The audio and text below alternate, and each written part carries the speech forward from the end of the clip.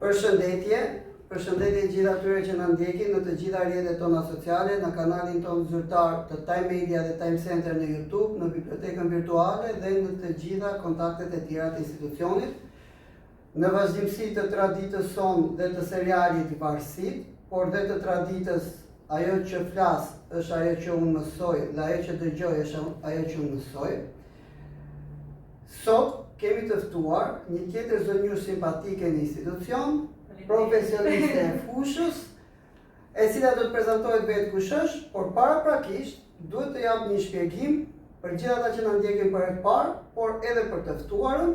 Ne kemi një parim, nuk ka pyetje të gabuara, nuk ka pyetje të shëmtuara, ka përgjigje të gabuara. E gjitha kjo është një formë podcasti që ndërtohet brenda institucionit, por që jo domosdoshmërisht çdo gjë që ne themi këtu personifikon mendimin apo linjën e kurrikulës së institucionit. Është thjesht një mendim i pavarur dhe përgjegjësia e pavarur e dy personave që flasin. Enxhi, shumë faleminderit që erdhe në Time Center. Faleminderit për ftesën, është kënaqësi. Dhe shpresoj që të japim gjitha përgjigjet e mundshme që kanë ardhur dhe që prek tema. Në serialin Varësi, kjo është serial 5, ku ne sot do të flasim për varësin nga ushqimi, varësin nga pijet energjike dhe pijet e gazuara, por do të prekim dhe një seri tema që kanë të bëjnë me shëndetin publik dhe më kryesore kuptohet se çdo intervistë do të njohim dhe kush është personazhi që kemi të rritur. Atëherë, për gjithë ata që s'e njohin Enxhi, kush je? Unë jam Enxhi Asani, jam pedagoge, kam mbaruar studimet e mia për shëndet publik në Fakultetin e Mjekësisë. Ushtroj profesionin tim prej më shumë se 8 vitesh tashmë. Fillimisht kam punuar në administratën shtetërore, një institucion që merret drejt për drejt me shëndetin publik, ku kam pasur dhe rol drejtues në fakt gjatë pandemisë, dhe prej tashmë mbi 4 vitesh jam pedagoge, përsëri në fushën time profesionale. Por sigurisht që studimet nuk mjaftojnë kurrë dhe kam lejuar mërtej edhe me trajnime të tjera, me kurse, qoftë fizikisht në Spanjë, në Turqi, por edhe online në SBA, në profesionin. E ke pasur pasion që e vogël? Mësimdhënia ka qenë ëndra ime. Domethënë është ajo gjë që unë kam dashur të bëj gjithmonë dhe kam ndërthurur dy pasione, pra pasionet për shëndetin, në fushën time shëndetin publik, me pjesën e arsimit. Dhe kjo është arsyeja pse unë ndoqja pjesën akademike. Kadaraia ka një shprehje ke një nga veprat e tij që thot personazhi i Kadares më saktë thot që mësuesia në mjekësinë ngjajnë, duke sikur janë të njëjtat. Mbase po, për arsye se të dyja kanë në fokus le themi zhvillimin, por edhe për kujdesjen. Kujdesin, po. Mbase kjo është pika e takimit në dy gjërave. Përveç mësimdhënies, jam angazhuar edhe në OJF, me aktivitete me të rinj, që synojnë edhe pjesën e përkrahjes, për sa i përket jo edhe përveç trajnimeve që bëjmë për aspekte shëndetësore, por edhe këshillimit të karrierës. Është diçka që e bëjmë me shumë. Mund të përmendim dhe emrat e OJF-ve? Është ne kemi një gjë, ne gacmojmë për çdo gjë se nuk duam që të lëmë nën kuptime. Nuk ka nevojë të shkruajnë komente pastaj se kush OJF je. Thuaj të gjitha je lirë të thuash çfarë duash ti. Si pedagoge jam në universitet privat, mund ta them në Universitetin Barleti, ndërsa do OJF tek qendra Youthect. Për ata që duan të kontaktojnë, ku mund të gjejnë përveç se Universitetit Barleti dhe qendrës Youthect? Jam aktive në rrjetet sociale, por gjithashtu jam aktive edhe në kanalin tim të YouTube-it, ku bëj vazhdimisht video me synimin kryesor të promovimit dhe të edukimit shëndetësor mbi të gjitha, që është edhe një nga fokuset të shëndetit publik. Emri i kanalit YouTube-it? Mjafton të kërkoni Enxhi Asani edhe do ju dalë. Pra, mjafton të shkruani në Google Enxhi Asani dhe ju del. Ta nisim që nga fëmijëria. Kush është kujtimi më i bukur që mban mend nga fëmijëria?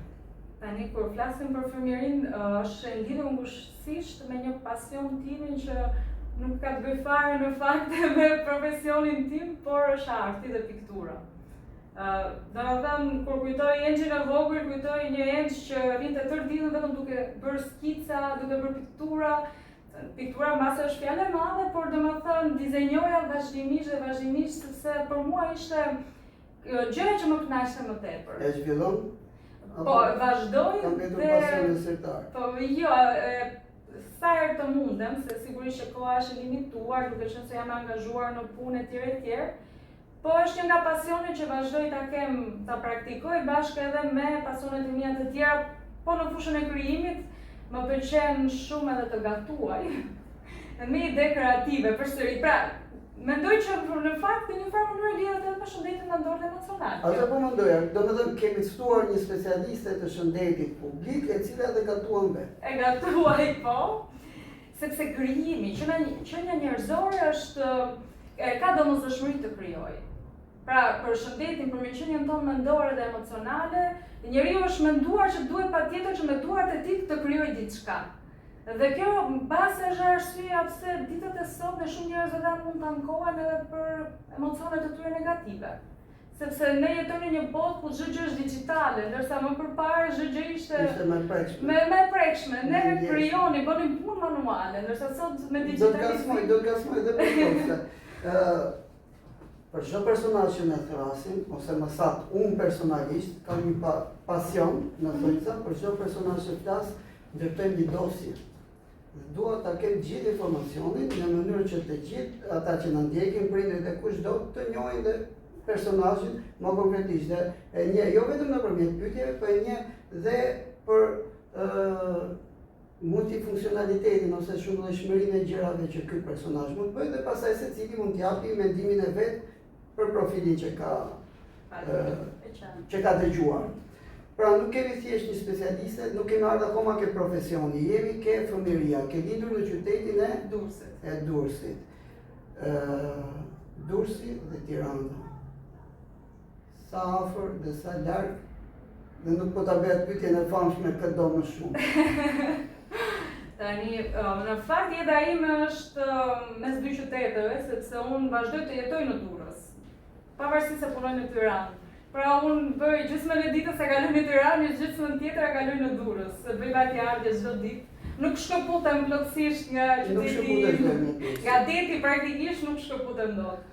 Gjëja më karakteristika më e veçantë që i njeh Durrësit, përveç se qyteti i lashtë, përveç se konkurroj Romën dhe historikisht për mua Durrësi e konkurron drejtësisht nga ana letërare Romën, sepse nga ana fizike kemi humbur shumë gjëra. Pra është një mini Rom, po të përpara disa kohësh kam bërë një ecje ke komplet pjesa e Kalaz dhe ke komplet pjesa historike dhe në distancë jave isha dhe në Rom dhe në Durrës. Është një mini Rom, por që ne nuk e kemi ruajtur. Apo jam gabim. Para praktikisht duhet të them diçka që zemrën time në fakt nuk e ka Durrësi. Kush e ka zemrën time? Sepse origjina ime është Çamëria. Kështu që zemrën time e ka Çamëria. Do të prekim dhe atë pjesën e Çamërisë.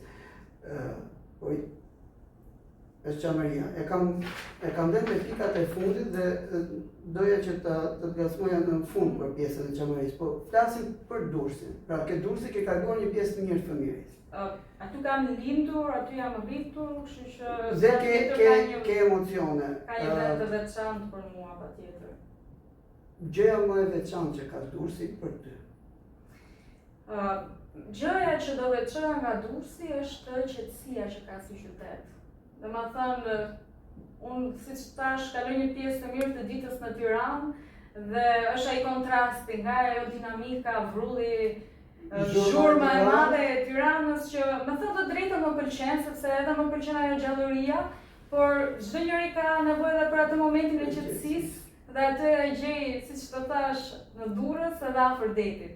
Vjen nga deti. Nga deti, absolutisht. Që edhe unë e kam përjetuar, sepse kam dhe një shtëpi në Tiranë dhe në Durrës dhe Durrësi vërtet kur do të aratisesh, sidomos në periudhën e dimrit, sado që mund të jetë pak i zymt, pak melankolik, por ka një qetësi që është për tu adhuruar. Mëkati më i madh që është bërë me Durrësin. Sa mëkate jam bërë me atë Durrësin e shkret.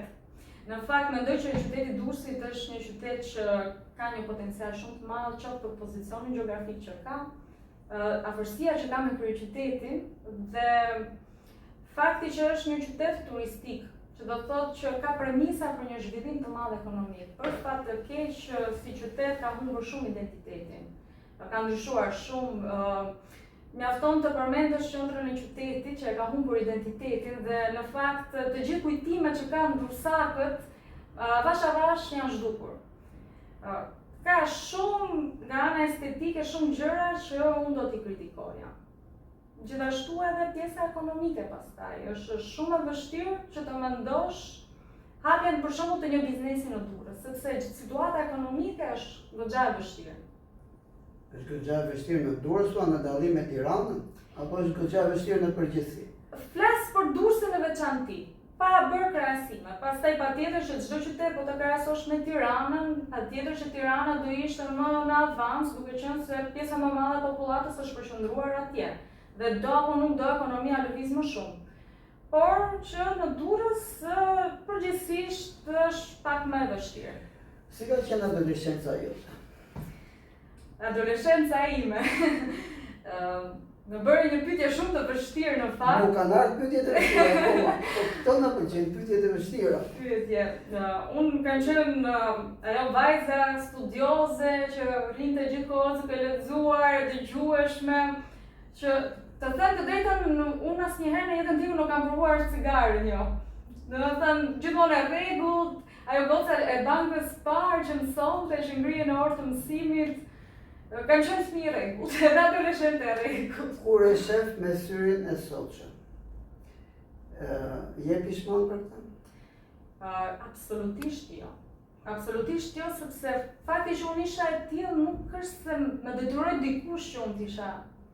Më shumë mendoj që madje do thoya është merit e prindërve që kanë ditur të më ushqejnë atë ndjenjën e përgjegjësisë. Pra, unë nuk është se sillesha mirë sepse do kishte pasoja mbrapa, do dënohesha nga prindrit në thonjza apo për shembull nuk do më bëni gjë. Jo, ato kishin gjetur një mënyrë që të kishin një komunikim shumë të hapur bashkë me njëri tjetrin dhe unë nuk kisha frikë që të diskutoja me ata për çfarë qoftë edhe nëse unë bëja ndonjë gabim. Gabim është fjalë e madhe, por në kuptimin e asaj që diçka që nuk duhej bërë, unë nuk kisha frikën që t'ia them.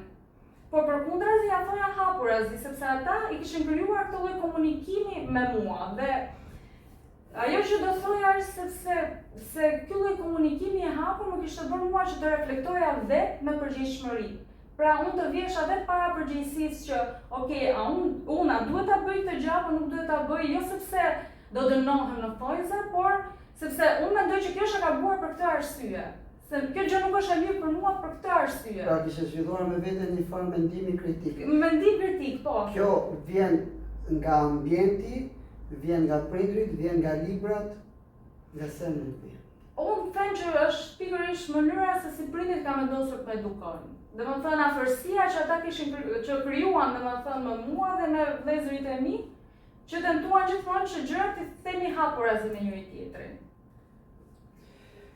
Me cilin nga prindrit je më e mirë? Thonë që zonjushat janë gjithmonë me baballarët, po. Me thënë të drejtën. Është mita apo është e vërtetë? Besoj që është individuale, nuk është se është diçka që lidhet me gjininë, se sa unë, me thënë të drejtën me mamin e kam atë afërsinë. Jam goxha më e lirshme që të diskutoj shumë gjëra. E përshëndesim mamin se të parë ty ka bërë një punë të mrekullueshme. Faleminderit. Me aq sa po shohim deri tani. Si ka qenë raporti jot me shoqërinë? Sa sociale je? Sa gjithëpërfshirëse je? Flasim gjithmonë, ka kaluar ke maturime, jemi ke fëmijëria dhe adoleshencë. Në fakt kam qenë gjithmonë goxha sociale, pavarësisht se dhe vjen për çështje tani që do e them se shumë njerëz nuk më besojnë kur e them, po thellë si natyrë jam goxha e turpshme. Je turpshme? Jam e turpshme, po jam introverse. Pavarësisht se më thonë që po ti jep intervista, po bën ato video në YouTube, si ka mundësi, nuk ta jap përshtypjen për arsye se jam dhe miqësore, domethënë jam përpiqem të jem akomoduese me njerëzit e qeshur, i afroj, për shembull, flasim edhe me rastin me studentët, përpiqem t'i mbaj sa më afër me komunikim të hapur dhe fakti që nga pak a shumë është edhe pak paradoksale, nga njëra jam e turpshme, nga ana tjetër do afroj njerëzit dhe jam sociale. Çfarë është turpi? Kam bërë të pyetje edhe një zonje tjetër. Çfarë është turpi? Turpi është një ndjenjë që zhvillohet në një moment të caktuar gjatë zhvillimit tonë. Mbasi një psikolog do ta shpjegonte edhe më mirë, por që të vjen natyrshëm. Thjesht është diçka që ta ndajmë që është e turpshme apo jo e turpshme. Kush e ndan? Si mund ndahet kjo? Mbase është një ndjesi që të bën të ngurosh, të frenon disi që të bësh diçka. Mund të jetë kjo mbase? Një psikolog mund ta shpjegojë edhe më mirë. Kalojmë tek pjesa, pra kaloi fëmijëria, kaloi adolescenca, ishe një person social, pra një person që afron tani që je e madhe, duhet kesh turp në jetë, apo duhet thjesht, sepse ka një mund të ketë ndodhur dhe ty padyshim, ka diçka, rritesh me disa idealizma, që thua që shiko dhe me virtyte, pra me familjet e mira, familjet e virtytshme, mundohen që t'i rrisin fëmijët me idealizma dhe me disa virtyte që sot, edhe vlera që sot duket se nuk kanë humbur. Konkretisht, ta thjeshtoj dhe se më pëlqen të flas për publikun e thjesht fare, nuk pëlqen të flas shumë me terma të mëdha. Pse duhet pra ti je një zonjush që ke lexuar, ke shkuar rregullisht në shkollë, ke qenë korekte në gjithçka, je korekte në sjellje, je bukur, je pashme, ke sharm, ke klas, gjitha ato lexohen. Tani, pse duhet unë të bëj si ty, kur unë mund gjej një zgjidhje më shpejt për të pasuruar, apo për ta shijuar jetën. Se sot janë dy përplasjet e dy kulturave, pra dikush mund dalin në televizor të marrë pjesë në një show, të shikueshëm, apo mund bëj një veprim të caktuar, ndërkohë ti ke lexuar gjithë kohës, ke studiuar, ke qenë në rregull, ai ka lënë orë të mësimit, ka gjetur një zgjidhje më të lehtë, më të shpejtë. Tani pse duhet bëj si ty dhe mos bëj si ky? Tani, unë nuk... Ose ta shëmtoj fare. Ti ke një kanal YouTube ku bën video të mrekullueshme që unë i kam ndjekur, se nuk kam sritur kot. Ke bën një punë shumë të bukur, mirë po ke X ndjekës. Po them kot, ke 1000 ndjekës. Ky tjetri bën një këngë, bën një kërcim, shan në 20 veta, shan gjysmën e lagjes, zihet aty, ka më shumë ndjekës, atëherë pse duhet unë si adoleshent sot të ndjek ty si shembull dhe mos ndjek të tjetrin. Tani, unë mendoj diçka që njeriu në jetë duhet të ndihet i plotësuar. Dhe i plotësuar nuk ndihesh nëse ti zgjedh rrugën e thjesht për të pasuruar dhe kaq. Personalisht unë mendoj që nuk... Pra, ana ekonomike nuk është plotësim. Shiko, do ishte absurde që unë të them që parat nuk kanë rëndësi. Jetojmë në një botë ku çdo gjë kushton, çdo gjë blihet me lek. Jemi realist. Pra, ti ke nevojë fundja fare edhe për një ilaç, edhe patjetër që do duhet të kesh para për ta bler apo jo. Ti kërkon shëndet të mirë dhe që të kesh të shëndet të mirë duhet të ushqihesh mirë dhe ushqimet e shëndetshme kushtojnë. Pra, jetojmë në një botë, duam apo nuk duam ne, që parat kanë peshën e tyre.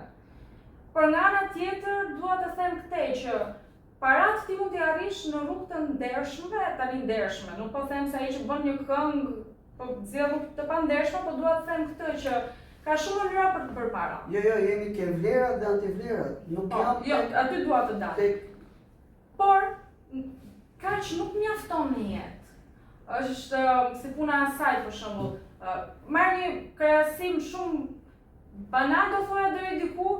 Kur kam qenë studente dhe unë, para shumë vitesh, nuk kishte kënaqësi më të madhe kur merrja notë të mirë pasi isha lodhur shumë duke mësuar një lëndë.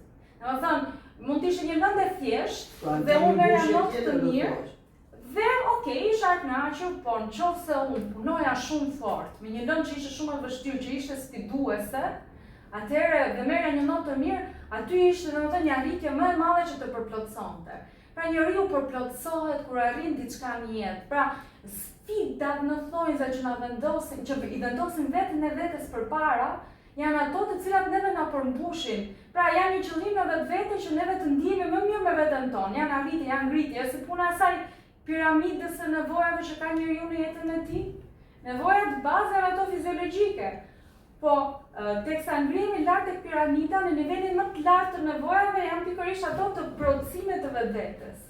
Pra neve përmes dijes arrim të bëhemi dikush. Dhe sa më shumë që ti studion, më shumë kupton që duhet të studiosh edhe më tepër. Dhe jem mbushur. Do të thuash. Patjetër, ti përplotësohesh, pra ndihesh mirë me veten tënde. Çfarë është liria për një zonjush? Në ç'kuptim të fjalës liri? Domethënë në ç'sens? Në të gjitha kuptimet. Çfarë do të thotë liri për një zonjush? Liri do të thotë ti të shpresh mendimin tënd. Liri do të thotë që ti të bësh zgjedhjet e tua në jetë. Liri do të thotë që ti të zgjedhësh për të ardhmen tënde, të vendosësh ti se çfarë karriere do ndjekësh. Nëse do të japësh shumë rëndësi karrierës apo jetës familjare, nëse vendos të bëhesh nën apo vendos të mos bëhesh nën, në fund fare, në fund të ditës, pra është një zgjedhje personale dhe kjo është liria. Pra, liria ka të bëjë me atë që ti të bësh atë që ke vullnet të bësh. Shumë ekziston një term sot që mund gjej një burr me lekë dhe s'ka nevojë të lodhem kaq shumë sa ty. Si i përgjigjesh? Ku betet liria këtu pastaj? Nuk e di. Pavarësia? Nuk e di. Përsëri, është ideja që ti duhet jesh e zonja e vetes, për veten tënde. Pra si mund ti të varesh nga dikush? Nuk do të jesh e varur nga askush. Çfarë mendimi ke për shoqërinë tonë? A jemi në një shoqëri maskiliste? Unë them gjithmonë që e kam thënë në disa intervista dhe kam qef gjithmonë pyes zonjushat për këtë pjesë, që kemi mund gjatë historisë tonë, paktën gjatë 100 ca viteve të fundit, jemi munduar të japim një sharm femëror prezencës tonë, si shtet, si histori, si kulturë, si vend, por në fund gjithmonë jemi kthyer shoqëri maskiliste. Do t'jap disa shembuj.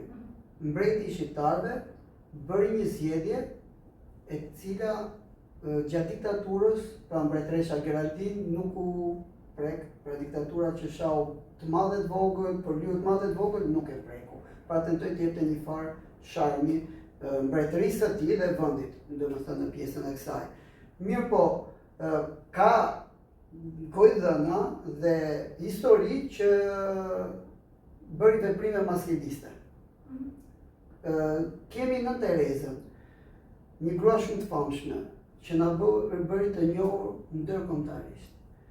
Mirë po, ishte një mashkull ai tjetri që ndaloi ardhjen në të takonte motrën apo familjarët e vet.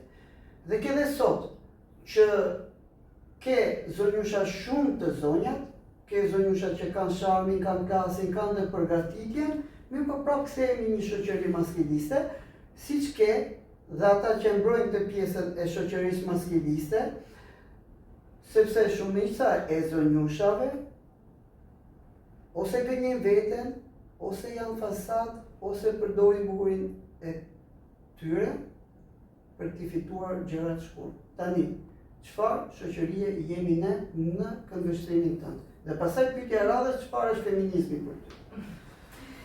Tani, ne si shoqëri ka dhe diçka. Pra, kur në pyet se çfarë shoqërie jemi ne, jemi apo jo maskiliste, do pak kujdes në momentin që flasim vetëm për zonën ku po jetojmë aktualisht, pra po themi qytetet kryesore, Tirana, Flas kulturë përgjithësi, flasim kulturën jo, dua të përgjithësi. them që ka të bëjë shumë edhe zona gjeografike për fat të keq. Pra ka zona në të cilat realisht për fat të keq nuk më pëlqen fare ta them, figura femërore vazhdon të përçmohet dhe të shtypet. Pra nuk kemi situatën e mundësive të barabarta në gjykimin tim. Dhe kujt është faji për këtë? Higienisë mashkullore apo femërore? Nuk mendoj që është faji i femrave apo i meshkujve, se sa është i shoqërisë se si është ndërtuar dhe që është shumë e vështirë në fakt të kalojnë atë tranzicion. Pra tranzicionin ku avash femra të shikohet se barabart me mashkullin. Pra është një kompleks social që e bën të vështirë këtë lloj tranzicioni. Pra nuk mundesh më vësh një përgjigje çfarë shoqëri jemi, maskiliste apo jo? Jo, një sekond. E para varet nga zona. E dyta ka zona ku mbase maskilizmi mund të jetë më i theksuar. Tani, që të thuash që maskilizmi është problem, i shoqërisë shqiptare, nuk është vetëm i shoqërisë shqiptare. Ti ke punuar, ke bërë arritjet e tua vetë. Tani, e ke ndjerë maskilizmin? Personalisht, me thënë të drejtën, nuk është se kam ndjerë situata ku të thash, pra qytetet kryesore nuk ke ndjen atë diferencimin femër-mashkull, as në aspektin social, por as në aspektin profesional. Nuk e ndjen, apo je ti ajo që e mëson atë tjetrin se si cilët në ty? Realisht nuk më ka ndodhur që të cënohem në thonjza, ose si thuash, dikush që kemi qenë në konkurrencë me njëri tjetrin, po marr rast konkret. Në punën time të parë, siç të thash, unë kam qenë në administratë. Dhe për të punuar në administratë, unë kam konkuruar, kam dhënë provime me DAP-in. E dim të gjithë që mund të aplikosh, dhe unë kam konkuruar, si të gjithë të tjerët. Dhe ai që fitoi vendin e punës ishte ai që mori më tepër pikë, nuk ishte të bënte se shiko se ai që është mashkull u favorizua, apo unë që jam femër do favorizohesh. Dhe nga ana tjetër, unë nisa si specialiste dhe më pas të thash që kam qenë dhe përgjegjëse për qarkun e Durrësit dhe u ngrita në detyrë dhe pavarësisht se kishte dhe femra dhe meshkuj në institucion, nuk është se pati diferencime që shiko se ky mashkull do ta bëjë më mirë drejtimin e institucionit. Përkundrazi, aq më tepër edhe për moshën që kisha, por më tepër u pa vetëm pjesa e profesionalizmit dhe përgatitjes, pra e seriozitetit në punë dhe angazhimit në punë. Çfarë është feminizmi? Ani feminizmi në gjykimin tim sot po keq interpretohet dhe po keq kuptohet. Si shumë gjëra në shoqërinë njerëzore që më duket mua sikur edhe po dalin jashtë kontrolli dhe po normalizohet çfarëdo lloj çmendurie. Ndërkohë që me pak fjalë, për mendimin tim, sigurisht të gjithë njerëzit kanë të drejta, absolutisht, por të gjithë njerëzit kanë edhe disa detyra dhe përgjegjësi. Pra, neve sot na duket sikur po ngatrojmë pak detyrat e përgjegjësinë me atë që na ndalon të drejtat e mia. Pra, patjetër që çfarëdo lloj shoqërie duhet të ngrihet në bazën e disa rregullave që të funksionojë ashtu sikur se duhet. E njëjta gjë po ndodh edhe me pjesën e feminizmit. Por mua mendoj që shpesh herë justifikohen edhe disa sjellje të gabuara në fakt që nuk është ky thelbi i feminizmit. Pra për mua feminizmi do të thotë patjetër që unë si femër dhe ti si mashkull kemi ndryshime me njëri tjetrin. Dhe kjo është e padiskutueshme dhe është e pashmangshme sepse natyra na ka bërë të tillë. Për disa gjëra ti je më mirë se sa unë. Dhe për disa gjëra unë jam më mirë se sa ty, sepse kështu na ka krijuar vetë natyra. Por kjo nuk do të thotë që neve duhet të kemi mundësi të ndryshme. Pra, ne duhet jemi të barabartë në mundësitë të shprehur të opinionit tonë. Ne duhet të kemi mundësi të barabartë në angazhimin tonë në shoqëri. Pra, dikur për shembull ka qenë ajo problematika që femra nuk mund të shprehte opinionin sepse nuk ishte e zgjuar mjaftueshëm për ta bërë këtë gjë. Ndonse historia ka treguar që nuk është kështu. Pra shpesh herë në fakt pas meshkujve të suksesshëm kanë qenë bashkëshortet e tyre dhe ide të brillante që ato kishin. Por sot ajo që nuk më pëlqen mua është sepse është bërë një lloj agresiviteti dhe sulmi përkundrejt meshkujve, që nuk duhet të jetë kështu. Pra, neve po sillemi, ne flas ato që kanë përqafuar këtë ide feminizmi, po sillen në ato mënyrë se silleshin meshkuj të dikur me femra duke i shtypur, duke i sulmuar, duke i akuzuar, pra edhe kjo nuk duhet bërë, patjetër që jo. Po me njëra tjetrën, unë e them shpesh, jo gjithmonë faji për një shoqëri maskiliste, sado që unë jam shumë dakord, ndaj shumë mendime, po këtu jam në një profesion tjetër, ndaj shumë mendime me ato që thua dhe t'jap plotësisht drejt, por do të bëj avokatin e djallit. Po në një shoqëri si e jona, shpesh kam një shprehje dhe them, jo gjithmonë faji ka gjinin mashkullore, shpesh femrat janë armike me njëra tjetrën. Për fat të keq kjo ndodh rëndom. Ekziston shpesh ajo xhelozia femër me femër, që nuk duhet ishte, duhet kishte solidaritet mendoj unë mes femrave. Për këtë nuk di të t'jap një përgjigje realisht, sepse një mesazh më pëlqen shumë t'i pyes dhe i adhuroj zonjushat e forta dhe që kanë sharm dhe që kanë botë. Dhe dua t'i kasmoj që t'i nxjerrin të gjitha, për gjithë zonjushat që na ndjekin, që të ndjekin, më saktë tani në këto momente. Ke një mesazh? Mesazhi im është që jo vetëm për zonjusha, por përgjithsisht për zonjushat, pse do të kesh për tjerë. Po mendoj që vlen edhe për kudo, që secili duhet të jetë në konkurrencë me veten e tij, jo me tjetrin. Pra, unë si enç jam në konkurrencë me ençin e dikushëm. Nëse unë krahasoj veten time me atë që kanë qenë para disa vitesh, unë dhe sfidoj veten time që të heci më përpara. Pra vetëm kjo është rruga në mënyrë që ti të zhvillohesh më tepër. Nuk mund të krahasohesh me dikë tjetër. Është se puna e asaj që secili nga ne ka rrugën e tij për të ndjekur. Dhe ti nuk e di se si ka qenë kjo rrugë. Si ka qenë ecja përgjatë kësaj rruge, apo jo?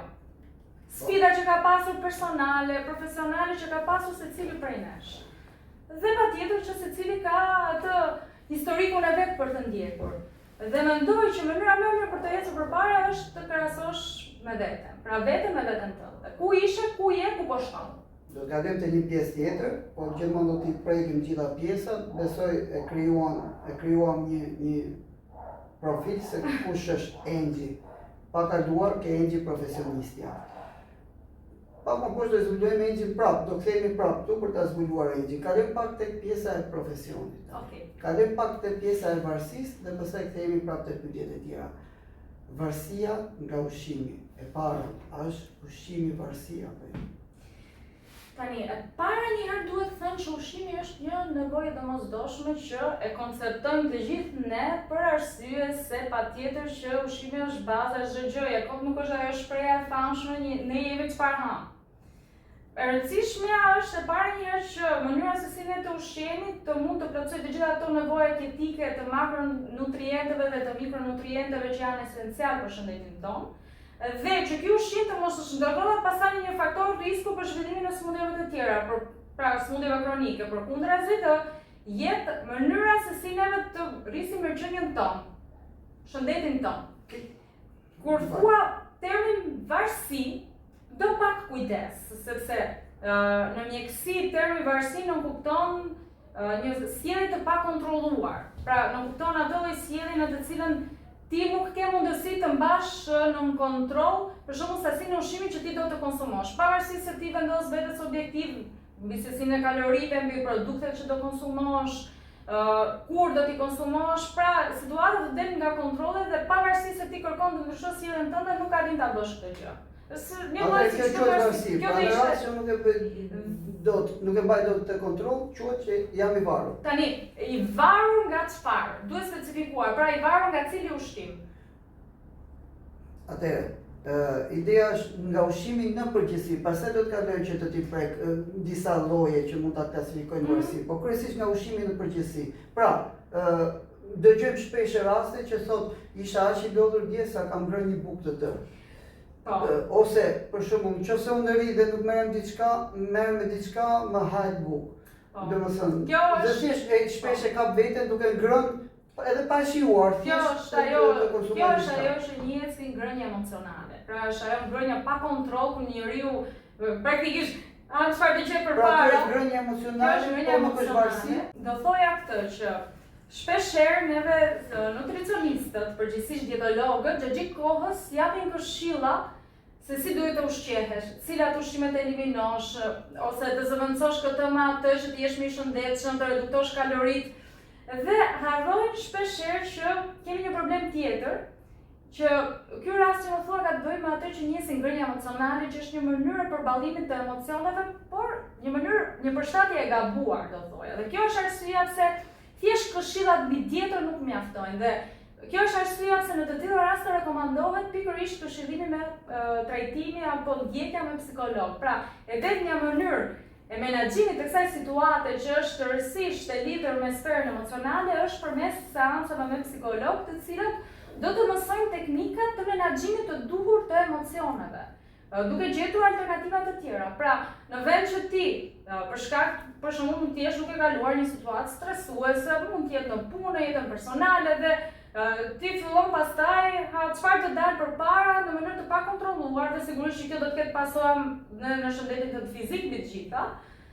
Në vend që ti të bësh këtë lloj veprimi, mund të gjesh teknika relaksimi, që mund të jenë individuale më pas, dhe kjo varet nga secili prej nesh, është psikologu ai i cili na mëson rrugën e duhur, secili prej nesh është i ndryshëm dhe ka mënyrën e vet të menaxhimit të situatave. Për shembull, për mua, mënyra se si unë do të relaksohesha do të ishte që të dilja për një hecje me muzikë. Dikush tjetër për shembull mund të kishte nevojë që të marrë ditarin dhe të shkruaj. Dikush tjetër mund të shikojë një film përsëri pa ngrënë ushqim. Pra duke qenë ushqim të shëndetshëm. Si ndikojnë ushqimet në trupin tonë?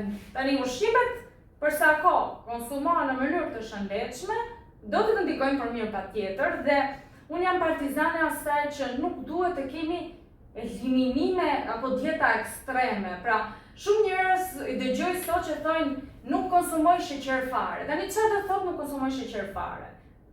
Duhet ta nisim që nga A-ja, nga ABC-ja e gjës, që do thotë ka disa lloje sheqeri. Pra kemi sheqerin e shëndetshëm, që është sheqeri natyral që gjendet te frutat, te perimet, te drithërat, te qumshi, për shembull kemi laktozën ose dhe galaktozën.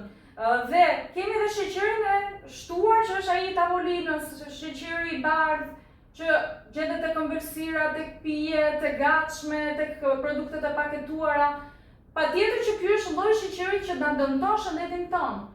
Dhe duhet të eliminohet ose të paktën të reduktohet sa më tepër të jetë mundur nga dieta. Por sheqeri i shëndetshëm, ai që vjen nga fruta, nga perimet, patjetër që duhet të konsumohet dhe nuk më bën sens as pak që të eliminohet rrethësisht nga dieta jonë. Por sheqeri dihet që është burimi kryesor i energjisë për trupin dhe për trurin tonë, ka domosdoshmëri. Mendo për shembull fibrat. Fibrat çfarë janë? Janë sheqer. Fibrat janë një lloj sheqeri që gjatë gjithë kohës neve rekomandojmë konsumimin e tyre, që treten me një vështirësi të madhe nga organizmi jonë, por përkundrazi do të ndihmojnë që të kemi marrjen e energjinë në mënyrë të vazhdueshme për trupin tonë dhe ndihmojnë edhe mikrobiotën, pra mikroflorën bakteriale. Ose merr për shembull rastin e yndyrnave. Gjatë gjithë kohës themi që duhet të kemi një eliminim total të yndyrnave. Sigurisht që duhet të kemi kufizim të sasisë së konsumimit të tyre. Sigurisht që duhet të zgjedhim ato yndyrna të pangopura. Nuk mund të konsumojmë në sasi të mëdha, por jo të eliminojmë tërësisht nga dieta jonë, sepse dhe yndyrnat kanë një rol thelbësor për trupin tonë. Membrana qelizore, pra çdo qelizë e trupit tonë në membran ka përbërje të acideve yndyrore. Pak më thjesht. Sheqeri thuhet që ndikon në ankth. Sheqeri thuhet që ndikon në gjithçka që shkatërrohet në organizëm. Tani, si do ishte një dietë perfekte? Pyetja e parë, kemi 3 vakte ushqim, mëngjesi, dreka, zemra. Këto 3 vakte i ka vënë dikush? Është domosdoshme që duhet të respektoj 3 vaktet dhe të rrëzojmë disa mite. Do të bëj disa pyetje të shkurtra, pse pak nga pak që të rrëzojmë disa mite. Pyetja e parë, pa sheqer fare apo të konsumojmë sheqer? Konsumojmë sheqer që vjen nga fruta, perime, nga qumshti, pra nga produkte natyrale. Jo sheqer industrial. Sheqerin industrial, ëmbëlsirat, produktet e paketuara. E mira është të mos i konsumojmë. Tani jemi realist, është pak e vështirë që të realizohet. Nuk është fundi i botës që të ditë nuk do konsumoj sheqer, po jam në një ditëlindje, do marr tortën se nuk është fundi i botës në rast se ti konsumon një sasi të vogël sheqeri në rrallë duke bërë pastaj gjithmonë në çdo rast edhe rregullim të dietës tënde. Pra, ti parasysh diçka që unë sot po konsumoj një sasi të konsiderueshme sheqeri, se ëmbëlsira patjetër që kanë shumë sheqer. Pra, sot po shikoja një kavanos të vogël kosi frutash. Në fakt, në përbërjet e tij kishte 2 lugë gjelle me sheqer të bardhë, po të lexosh ato përbërësit. Pra, realisht mendonja që nuk është se i ndjeri shumë ëmbëlsia, mendo pastaj një copë torte që patjetër ka shumë sheqer, por ti do bësh për shtatjen e dietën tënde që të reduktosh pastaj sasitë e tjera të kalorit. Konsumova një copë torte tani, si duhet ta rregulloj dietën? Çfarë do të bëj? Pra, do reduktosh sasinë e kalorive që do konsumosh gjatë ditës. Unë rekomandoj këto, mbajtjen e ditareve që sot është bërë shumë herë më e thjeshtë edhe përmes aplikacioneve në fakt, ku ti mund të shkruash produktin që ke konsumuar dhe sasin, dhe ajo të llogaritë direkt kalori, sheqernat, yndyrna, proteinat dhe të orienton për zgjedhjet e tjera gjatë ditës. Ka pjesë të ndryshme të ditës që ndjehem i lodhur. Vjen pjesa e drekës, kryesisht më kaput gjumi dhe kam nevojë për sheqer. Pra ha një akullore, ha një tani në rastin e verës, por përgjithsisht marr diçka që është me sheqer. Çe ndodh kjo dhe çfarë? Kjo të ndodh sepse ke krijuar tashmë një rreth vicioz, që do të thotë, ky sheqer industrial të rrit ty ndjesinë e lodhjes.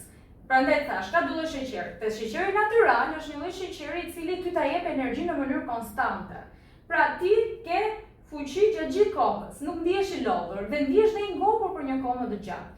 Ndërsa ky sheqer artificial përkundrazi tretet shumë shpejt sepse është i rafinuar, pra është i përpunuar dhe ky të siguron ty një energji të menjëhershme, por që mbaron shumë shpejt dhe pastaj ti do kesh nevojë të marrësh përsëri ëmbëlsirë, duke kërkuar kështu edhe një formë thonjëse varësie ndaj sheqerit që do të kërkosh prapë të konsumosh sheqer sepse ndihesh i lodhur, sepse ndihesh i pangopur dhe futesh në të rrethin vicioz që sa më shumë sheqer të konsumosh, më shumë do konsumosh. Përveç edhe pastaj që shpeshherë mund të krijohet atë ndjesinë e kënaqësisë sepse shëron dopamin në trurin tonë dhe kjo na bën që atë ndjesinë, pra ndihem mirë se ëngra akullore dhe pastaj që të ndihesh përsëri mirë kur je mërzitur do të hash prapë akullore. Në mëngjes, dieta perfekte. Ha mëngjesin bollshëm, ha drekën më pak dhe mos ha darkë fare, ha darkë pak. Kush i përcaktoi këto 3 vakte dhe a është mit kjo apo është e vërtet që duhet funksionojë kështu? Tani, ajo që do thoja është një herë mëngjesi bollshëm, çfarë na kupton një mëngjes i bollshëm, sepse shpesh mund të krijojnë keq kuptime dhe të duket sikur mund të hash shumë gjëra. Kur thua një mëngjes të shëndetshëm, do thoja unë, duhet një mëngjes i plot. Dhe mëngjesi i plot duhet patjetër të ketë përmbajtje të proteinave dhe një balancim. Unë do sugjeroj për shembull që në mëngjes të mos e ndaj asnjëri prej nesh atë vezën e zier, pse jo edhe 2 kokra në ditë, që edhe do ta shikoni që do të bëj diferencën dhe do ndjeni shumë më të ngopur gjatë ditës. Në mënyrë që të menaxhoni më pas edhe sasitë e kalorive që do të merrni më pas, sepse nëse për shembull të sfidoj që ta provosh, konsumo vezë për mëngjes të ziera, që është edhe mënyra më e shëndetshme për t'i konsumuar, dhe do shikosh që nuk do të vijë uria shpejt për drekën. Ndërsa në rast se mungojnë proteinat në mëngjes, pra nëse do ta provosh, do shikosh që do të vijë uria shumë shpejt edhe mbas edhe mund të mos e kontrollosh zgjedhjet dhe mund të mos jetë zgjedhje të shëndetshme, ato që do kesh pra para vaktit të drekës nëse konsumon diçka para këtij vakti ose edhe gjatë drekës pastaj. Sa do të jetë distanca nga vakti në vakt? Ka ndonjë rregull? Kjo shiko, varet, por që shiko, secili nga ne ka një metabolizëm të ndryshëm. Megjithatë, një rregull i përgjithshëm është. Pra, mëngjesi është ai që duhet të konsumohet patjetër në gjykimin tim për arsye se sa më herët? Sa më herët. Përgatitemi për ditën, konsumojmë në mëngjesin dhe bëhemi gati dalim nga shtëpia. Nëse do ma përcaktoje me orare, mëngjesi quhet ora 6 deri në orën 10, mbas 10-s nuk quhet më mëngjes? Apo mëngjesin ta han 12 dhe në orën 3 ta drekën dhe prandaj tash kush i përcakton këto? Ka një i kemi përcaktuar vetë ne njerëzit apo ka një rregull natyror që duhet të funksionojë kështu për metabolizmin? Shikon, trupi njeriu funksionon me disa që njihen si orë biologjike. Pra, janë disa cikle vetë rregulluese të cilat funksionojnë dhe është si puna e saj, feedbacku që ka organizmi jonë është gjatë gjithë kohës në një proces vetë rregullimi. Pra, dhe gjumi për shembull është një cikël që ndjek ritmin e tij. Dhe metabolizmi ndjek ritmin e tij. Dhe patjetër që ka disa orare specifike që duhet të respektohen. Pse themi ne për shembull që duhet të flem herët natën dhe të çojmë herë në mëngjes? Sepse në këtë mënyrë do të favorizojmë edhe një jetesë më të shëndetshme. Dhe do ta kuptosh që do të ndihesh më mirë dhe fizikisht, por edhe nga shëndeti mendor dhe emocional do të ndihesh shumë më mirë nëse ti ndjek një gjë të duhur të gjumit. E njëjta gjë ndodh edhe me ushqyerjen dhe me metabolizmin. Pra nëse ti ndjek disa rregulla, mëngjesi ta konsumosh sigurisht në orarin e mëngjesit, drekën në orarin e drekës dhe darka unë do thoya të mos eliminohet plotësisht, por do të konsumohet, jo të eliminohet. Jo të eliminohet plotësisht, por të konsumohet diçka e lehtë dhe të konsumohet maksimumi, unë do thoja në orën 7 mbas dite të jetë e fundit e të mbyllet aty. Pra pas 7-s jo. Nuk është e permetik patjetër, sepse kjo varet shumë pastaj edhe nga orari se kur ti shkon për të fjetur. Jo, po flasim si është rregulli art biologjik se. Unë do sugjeroja orën 7 të jetë. Po zakonisht naftojnë orën 9, po them si është rregull biologjik. Ke pastaj edhe pas 7-s, jo. Pra në rregull mendoj që është orari më i përshtatshëm për ta mbyllur më pas. Dhe sa më lehtë. Sa më lehtë sepse kuptohet që si çdo funksion tjetër biologjik, edhe pjesa e metabolizmit do të gatërsohet gjatë gjumit dhe nuk është mirë që të rëndoheni sepse nuk është aparati tretës në kulmin e funksionalitetit të tij. Mëngjesin duhet ta konsumoj patjetër apo jo? Patjetër që duhet të konsumohet dhe mëngjesi sepse është ai i cili do të vënë në lëvizje metabolizmin ton. Pra, është si një thirrje për të çuar nga gjumi aparatin tretës. Kafen duhet ta pjesëm apo duhet konsumoj mëngjesin, duhet të mëngjes pi një gotë ujë pastaj konsumoj mëngjesin? Unë do sugjeroja që e mira është të mos konsumohet esëll kafe, të konsumohet një herë mëngjesi, pra patjetër që mëngjesi nuk është thjesht kafe ujë, dhe është më pak jo flas para se filloj me mëngjesin, duhet pi një gotë ujë, janë këto mitet, një gotë ujë të valuar me limon. Unë do pish ujë. Ajo është zgjedhje personale pastaj. Secili prej nesh ka një metabolizëm të ndryshëm, pra ka persona të cilët kanë një metabolizëm mëse normal dhe nuk është se i përbën një domosdoshmëri në gjykimin tim ajo gota ujë sa çosh në mëngjes, por një person i cili përgjithsisht shikon që ka një problem aparatin e tij tretës, e mira është të filloj me një gotë ujë avash edhe pastaj të filloj edhe me konsumimin e ushqimit. Dhe pas ushqimit do sugjeroja kafen për arsye se është normale që kafja mund të krijojë edhe ndjesinë e aciditetit në stomak dhe për ta shmangur këtë, mënyra më e mirë është të konsumojmë diçka dhe pastaj kafe, pra jo direkt esëll. Mollën duhet ta konsumoj në darkë apo në mëngjes, dhe asë molla kafe. Unë kam bërë një përmbledhje të gjitha atyre gjërave që diskutohen në zë, janë mite, janë legjenda apo dhe vinë si pyetje. Tani molla, e ke dëgjuar besoj. E ka dëgjuar kafe dhe ha një kokër mollë. Sepse molla ka një efekt të zgjimit. Arsyeja, pra nuk është se e zëvendëson kafe? Nuk do thoja që një person i cili është mësuar të konsumojë kafe dhe të ketë deri diku atë varësi nga kafja, se kafja krijon varësi patjetër dhe kush është konsumator i rregullt ka nevojë për kafe që të hapi syt në mëngjes praktikisht. Nuk mendoj që molla do kishte atë fuqinë për të zëvendësuar kafen tek ata persona që janë konsumator të rregullt të saj. Arsyeja pse e sugjeroj në mëngjes është pikërisht kjo, pra e zgjimit, sikurse thonë për shembull për bananet, që të konsumohen në darkë sepse kanë efekt qetësues. Ja, nuk janë mite. Nuk janë mite, është përbërja atyre kimike e tillë, pastaj se sa efekt do të kenë, ajo do të jetë edhe shumë individuale. Kush janë ushqimet e shëndetshme dhe të pashëndetshme për ty, si specialiste flasë? Por mua, ushqimet e shëndetshme janë ushqimet sa më pranë natyrës. Ushqimet më të pashëndetshme janë ushqimet sa më të përpunuara, sa më të rafinuara, ushqimet fast food, ushqimet e paketuara, ëmbëlsirat. Ju e dini, besoj se keni lexuar edhe faktin që çfarë janë të gjitha ato në produktet e mishit, të tipit prosciutto, sallamra, apo çfarë do të në produkti tjetër është klasifikuar tashmë si një kancerogjen i njohur, pra si një faktor. Po gjithë ata që na ndjekin, duke filluar rrollin e parë, bën pyetje pse na pëlqen më shumë të dytat pra. Shpesh pse na pëlqen më shumë sanduiçi, pse na pëlqen më shumë fast foodi, pse na pëlqen më shumë prosciutto. Përgjithsisht të ndodh që ushqimet e pashëndetshme janë ato të cilat na pëlqejnë më shumë. Të rriqemi për tyre. Dhe kjo ndodh pikërisht sepse ka një kombinim në përbërësit e tyre, po t'i lexoni, ka një kombinim po marr për shembull rastin e ëmbëlsirave ose edhe fast foodeve. Marrim rastin e fast foodeve. Besoj e ke ndjer atë pjesën e bukës në fast food që vjen si ëmbël? Po ndërkohë patatet për shembull janë të kripura. Apo jo?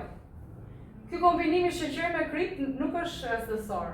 Bëhet qëllimisht dhe bëhet në industrinë ushqimore të shumë produkteve, qoftë të ëmbla, qoftë të paketuara, të paketuara, qoftë të ëmbla, qoftë të kripura, mund të shikosh në etiketë që ka edhe krip dhe sheqer. Pavarësisht dozave të ndryshme, sepse është një lloj kombinimi që është vërtetuar që mund të krijojë të njëjtën varësi sikurse droga në trurin tonë.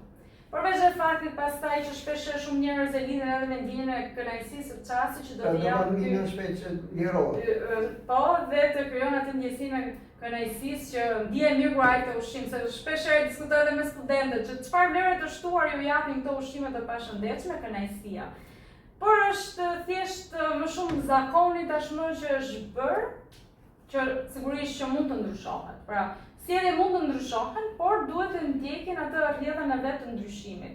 Dhe nëse ti ndryshon dhe përqafon një stil jetese më të shëndetshëm, para kuptuar dhe vetë do i shikosh që në fakt do orientohesh drejt atyre ushqimeve që janë të shëndetshme dhe këto ushqime të pashëndetshme nuk do të tërhiqin aq shumë. Si ta kuptoj që jam i varur? Nga ëmbëlsirat, nga sheqeri, nga ushqimet e shpejta, si ta kuptoj? Nëse ti i vendos qëllimin vetes tënde që nuk dua të konsumoj një ëmbëlsirë për kaq kohë dhe kjo sjellje nuk e mban dot në kontroll, pra pavarësisht vullnetit tënd ose për të kufizuar sasinë e një produkti ushqimor të caktuar, ti prap vazhdon ta konsumosh, ta ti kalosh sasinë që kishe vendosur objektiv vetes, mendon gjatë ditës për këtë lloj produkti ushqimor gjatë gjithë kohës. Pra shpesh mund të jetë kjo e lidhur me një lloj varësie, e them përsëri me rezerva, sepse është një term mjekësor shumë më i komplikuar se sa thjesht një zakon. Pra shpesh mund të jetë në shumicën e rasteve është thjesht një zakon, një sjellje e mësuar që të bëhet pjesë e rutinës, por në rast se është përtej kësaj, pra ti nuk e fare vetë kontroll, mendon gjatë ditës për këtë lloj produkti ushqimor, madje edhe të ndryshon edhe planet e tua të ditës pikërisht për shkak të këtij lloji produkti, mund të themi që mund të kemi të bëjmë një situatë të varësisë. Pijet energjike. Janë ku kthehen varësi dhe si ndikojnë në shëndetin tënd? Tani e kam dar pijet energjike dua t'i ndaj nga pijet e gazuar. Se shpesh ngatrohet kjo, domethënë pija e gazuar me pijen energjike. Duhet prek pijet energjike, pastaj do kaloj këtë gazuar. Ngatrohet edhe është gabim që ngatrohen, sepse pijet energjike, sipas ndryshimeve ligjore që janë bërë që në 2020 mos gaboj, janë të ndaluara me ligj që të tregton nën 18 vjeç për shkak të rrezikshmërisë së lartë që ato kanë. Janë varësi? Krijojnë varësi patjetër, kanë predispozit për të krijuar varësi sepse kanë një përmbajtje shumë të lartë të kafeinës. Ndikojnë tek plakja më shpejt, ndikojnë ke rrudhja e fytyrës, ndikojnë ke metabolizmi? Ajo që më shqetëson më tepër mua me pijet energjike është sepse tashmë janë bërë studime të cilat vërtetojnë që rritet ndjeshëm risku për ataken e zemrës dhe sëmundje kardiovaskulare dhe në mosha shumë të reja. Vetëm për pije energjike dhe pa pasur një historik paraprak të problemeve kardiovaskulare. Pra edhe nëse nuk ka pasur asnjë lloj sëmundje zemre paraprakisht, dhe nëse nuk ka familjar me sëmundje zemre, dhe tek mosha shumë të reja, po shfaqen raste me probleme të zemrës pikërisht për shkak të konsumimit të rregullt të pijeve energjike. Ka një përmbajtje shumë të lartë të kafeinës, por kanë gjithashtu edhe elemente të tjerë të cilët shërbejnë si energjizues, pra si aktivizues e energjisë, në mënyrë jo natyrale. Kam disa muaj që ndjek një terapi për të çliruar nga pijet energjike. Nuk ka rëndësi kush pije energjike. Pijet energjike i njohin gjithë kush janë. Tani, kam arritur ta zvogëloj, por e kërkoj gjithë kohës. A mund ta eliminoj dhe a mund të shërohem nga kjo? Shërohem, a mund të krijoj një sjellje tjetër? E qartë. Duhet të kuptojmë edhe diçka që, sikur se thash, sjelljet që zhvillojnë në zakone mund të ndryshohen, pra nuk është e pamundur. Thjesht është një proces që do shumë punë dhe durim dhe që zgjat në kohë, dhe që rekomandohet të bëhet në mënyrë graduale. Pra, asnjëherë nuk mund të pretendojmë ne që një sjellje të ndryshojë në mënyrë të menjëhershme. Kjo duhet të kalojë në disa stade që zgjasin, mund të zgjasin në muaj të tërë. Dhe është më së normale që të jetë e tillë, sepse në rastin e do të bëni një ndryshim të menjëhershëm është shumë herë më lehtë që të rikthehemi në sjelljen normale. Është problem psikologjik, ndjes. Do të bëj një sqarim, duke të kërkuar dhe ndjes. Unë nuk jam profesionist i fushës, kështu që të kërkoj ndjes, duhet ta thoj jam të edhim këtë, të kërkoj ndjes për ndonjë term të gabuar, kërkoj ndjes dhe gjithë atyre që na ndjekin. Unë më mendoj si një pacient i yti dhe më mendoj si një njerëz që pyes për të gjitha ata, për të gjitha grupushat pas një dallim që kanë e thon mendimin ashtu siç ju vjen. Pra, shumë gjëra diskutohen në zë. Dhe për këtë kërkoj ndjes. Nuk je i sëmur nëse ke varësi nga X gjë. Pra nuk është sëmundje, është thjesht një çrregullim. Por shpesh dëgjohet në gjuhën e përditshme që thotë jam i smur nga pijet energjike. Domethënë, dua të shërohem, fjalia dua të shërohem nuk është në sensin se ti je i smur. Thjesht duhet të rregullosh zakonet e tua. Tani, pija energjike, në rastin konkret, a mundet të eliminohet? Pra, vetëm nëse unë krijoj një zakon tjetër, pra është problem psikologjik, nuk është problem shëndetësor. Sepse ka shumë njerëz që thonë vetes ma kërkon trupi, se unë sa e pi këtë jam shumë energjik. Ajo është një nevojë tashmë psikologjike, nuk ka të bëjë me metabolizmin fare. Jo. Nuk është se kërkon trupi, është një nevojë psikologjike, nuk po flasim për nivele të drograve të cilat shoqërohen me një dhimbje fizike në momentin që... Jo, flasim për gjëra... Pra, flasim për gjëra të cilat më tepër janë psikologjike, që janë zakone të cilat mund të ndryshohen me kalimin e kohës me shumë durim. Uji me vitamin. Është një nga ato gjëra që mund t'i ndiqni në kanalin e YouTube-it të Engjit, sepse është një nga video që më ka pëlqyer shumë dhe e ke trajtuar në mënyrë shumë rregullueshme. Uji me vitamin, është i dëmshëm apo jo? Nuk është, duket sikur ka atë termin uji me vitamina dhe paletë të natyrë për shëndetin, patjetër i merr ato vitamina, por ndërkohë lexoni me kujdes etiketën sepse në përgjithësi ka një përmbajtje të nivelit shumë të lartë të sheqerit që nuk e justifikon marrjen e atyre vitaminave që janë vitamina B kompleks, që merren shumë lehtësisht edhe përmes konsumimit të produkteve të përditshme.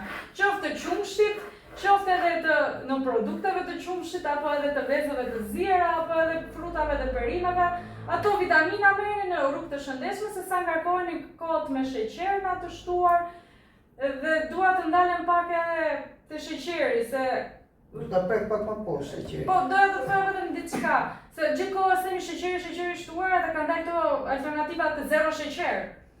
Po ajo zero sheqer nuk kupton që shpesh në përmbajtje ka një ëmbëlsues artificial që nuk ka kalori sikurse sheqeri. Pra mjafton një sasi shumë e pakë për të ëmbëlsuar dhe për të dhënë ndonjë shije, po ai ëmbëlsues artificial do pak kujdes, sepse shpesh ka efekte shëndetësore shumë herë më të mëdha negative dhe për shembull marr rastin e aspartame që është tipik dhe gjendet në shumë produkte ushqimore, duke filluar që nga çoncakëza që është gjëja më banale, po në pije të ndryshme, të gazuara, pa gazuara, apo në ëmbëlsyra të paketuara, dhe mundet të riskun për probleme kronike, por gjithashtu është parë dhe studiuar dhe për efektin që ka në shëndetin tonë emocional dhe rritjen e rasteve me ankth. Shumë të si të flasim bashkë dhe ka shumë pyetje dhe pika që do na japësh kohën që ne të vazhdojmë t'i prekim të gjitha.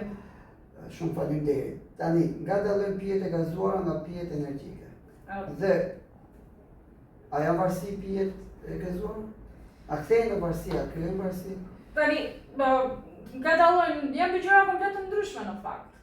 Pra pijet e gazuara janë thjesht ujë me sheqer, absolutisht jo, nuk kanë asnjë lloj përfitimi, jo vetëm pijet e gazuara, edhe limonata. A duhet pi fëmijët pijet e gazuara? Jo vetëm të gazuar, por edhe ato të pagazuara, limonatat janë thjesht ujë, sheqerna, shpesh aditiv të panevojshëm dhe ajo që krijon varësi në këtë rast më tepër është ajo gazi që krijon varësi, edhe uji me gaz në fakt ka atë tendencë, përgjithsisht gazi do të krijojë atë ndjesinë e varësisë tek njeriu.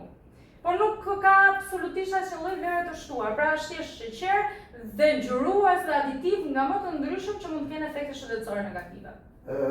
Kam fryrje të barkut, nuk kam peshë, kam vetëm fryrje, konsumoj pijet gazuara. Vjen nga pijet e gazuara? Mund të vi nga pijet e gazuara, patjetër, sepse nëse eliminoj këto, i kam eliminuar këto, e kam prapë fryrjen e barkut. Mund të jetë pastaj një problem metabolik që mund të ketë nevojë edhe për rregullimin të florës bakteriale. Me fjalë më thjeshta çfarë duhet bëjmë? Pastaj duhet pa rasti. Patjetër duhet të bëhet kontroll dhe ndjekje me mjek ose dietolog, sepse mund të jetë nevojë ose për marrjen e probiotikëve përmes dietës ose edhe suplementeve me probiotik për të rregulluar florën bakteriale. Pra janë ato bakteret e shëndetshme në aparatin tonë tretës. Këto e krijojnë fryrjen. Jo, këto janë ato të cilat janë të domosdoshme për të pasur një Po pra, metabolizëm të mungesa e mirë. këtyre flasin Kur nuk kemi shumë llojshmëri të tyre dhe kemi sasi të paktë që mund vjen edhe për shkak të një stili të gabuar të jetesës, por mund jetë edhe në një farë mënyrë e lindur dhe kjo është arsyeja pse disa familje kanë metabolizëm të dobët dhe disa kanë më të mirë. Mund të jetë nevoja pra që të rritë shumëllëshmëria dhe sasia e probiotikëve, e këtyre bakterëve të shëndetshme përmes probiotikëve. Çfarë sindroma zorës së irritueshme? Tani sindroma zorës së irritueshme pastaj bëhet fjalë për nga vetë termi sindrom nuk kemi të bëjmë me një sëmundje të mirëfillt, sesa kemi të bëjmë me një grup simptomash të diskomfortit të aparatit tretës, që do thotë fryrje të vazhdueshme të barkut, probleme me tretjen, dikush mund të ketë edhe të përziera, të kondicionon jetën, është një gjendje kronike, që do thotë në momentin që diagnostikohesh, do ta kesh gjatë gjithë jetës, por nuk është një smundje që shkakton ndonjë acarim të aparatit tretës, nuk shkakton gjakderdhje, nuk shkakton inflamacion, sesa thjesht këto siklete që të ndikojnë cilësinë e jetës. E rëndësishme është që nuk është një smundje e rrezikshme, por është thjesht një gjendje që mund të trajtohet duke ndryshuar stilin e jetesës dhe dietën. A mund të marr vitamina në farmaci? Më bëndëm? Kryesisht omega 3, vitamina mund të Flasim për sindromen apo për... Jo, pyetje tjetër, flasim përgjithsisht. Unë do thoja edhe diçka që... Se po mundohem të prek gjitha. Okej, pa problem. Shumë njerëz mendojnë që vitaminat janë pa risk. Dhe marrin vitamina minerale me mendjen e tyre në farmaci, nuk merren në këtë formë. Pra, edhe nuk është problemi thjesht tek bidoza që është një rast i rrallë, pra i bidozës së mineraleve apo vitaminave. Por është problemi që në fund të ditës është një produkt farmaceutik i cili në një pas një kohe të caktuar të përdorimit patjetër që mund të ketë efekte në shëndetin tonë. Dhe nuk ka kuptim që mund të marrë vitamina minerale pa bërë më përpara një kontroll apo një analizë gjaku për të parë se cili do të jetë niveli i tyre në organizmin tim. Në rast sa unë kam një dietë të shëndetshme, i kam çdo gjë brenda normës, nuk kam se ti marr këto vitamina. Pra këto do të merren vetëm në rastin e mungesave apo të pamjaftueshmërive. Cili është silikon vaj palmës në organizëm dhe a është i mirë apo jo vaj palmës? Dhe kush janë produktet e vaj palmës? Vaj palmës është një nga do thoja armiqt më të mëdhenj të dietës së botës moderne sot, që për fat të keq industria ushqimore pa përdor kudo dhe e gjen pothuajse në çdo produkt të paketuar për arsye se pse përdoret vaj palmës, sepse redukton ndjeshëm koston dhe rrit ndjeshëm fitimin e kompanive prodhuese të produkteve ushqimore. Dhe është absolutisht i dëmshëm për shëndetin ton, duke filluar që nga çrregullimet të metabolizmit, diskomfort pra reaktiv të vazhdueshme dhe duke rritur ndjeshëm dhe riskun për një sër sëmundjesh dhe kardiovaskulare kronike dhe të kancerave të ndryshëm, dhe margarina është një armik numër 1 që do thoja është një çmenduri që dëgjoj akoma njerëz që përdorin margarinë, kur ndërkohë kemi fatin e mirë të kemi gjalpin që është një produkt natyral që ka përfitime për shëndetin, thjesht duhet të kufizohet sasia e marrë e gjalpit. Por ka shumë vitamina. Po, çokokremi? Çokokremi, pastaj lexoj etiketën, ke vetëm sheqer të shtuar, vaj palme me shumicë, kështu që absolutisht jo. Absolutisht. Absolutisht jo. Kush bukush më e mirë, e bardha, e zeza, e verdha, kush bukush më e mirë, integralja, çfarë buke do të përdor? Rregulli i përgjithshëm për personat të cilët përgjithsisht kanë një shëndet të mirë do të ishte buka e zezë. Pastaj ajo do të varet individualisht, sepse janë drita integrale. Dhe kuptohet që dritat integrale ka më tepër fibra dhe sugjerojnë më tepër se sa buka e bardhë, e cila është më rafinuar, më e përpunuar. Kthehemi te historia e sheqerit natyral dhe atij artificial. Por problemi është që me që më përmende sindromën e zorës së irritueshme, përkundrazi këta persona nuk duhet të konsumojnë bukë të zezë, sepse do të rritej niveli i diskomfortit për ta, por duhet të konsumojnë bukë të bashkë sepse është më lehtë e tretshme. Shpeshherë në varësi të llojit të sindromës, sepse ka 3 kategori. Në një kategori specifike të sindromës së zorës së irritueshme, përgjithsisht nuk kemi nevojë për një sasi të madhe të fibrave sepse kanë efektin e kundërt. E kam lënë bukën fare, rekomandohet si dietë nuk përdor bukë fare. Patjetër, nëse ke vendosur është mirë përdor bukë apo jo? Në sasi të reduktuar mund të konsumosh bukë, merr disa karbohidrate, nuk është e thënë ta eliminosh tërësisht nga dieta jote, sepse nuk është se është ai armiku aq i madh. Pra, ideja e bukës është kështu që ti duhet të dish të kufizosh sasinë e bukës që konsumon, por nuk është e thënë që ta eliminosh plotësisht nga dieta jote. Pra nuk është aq e tmerrshme buka sa na duket praktikisht. Zgjoj me dhimbje koke në mëngjes. Nuk konsumoj darkë, po zgjohemi lodhur dhe me dhimbje koke. Pse më ndodh? Arsyet janë nga më të ndryshme. Pra, se mund të çosh me dhimbje koke mund të jetë gjumi i parahatshëm.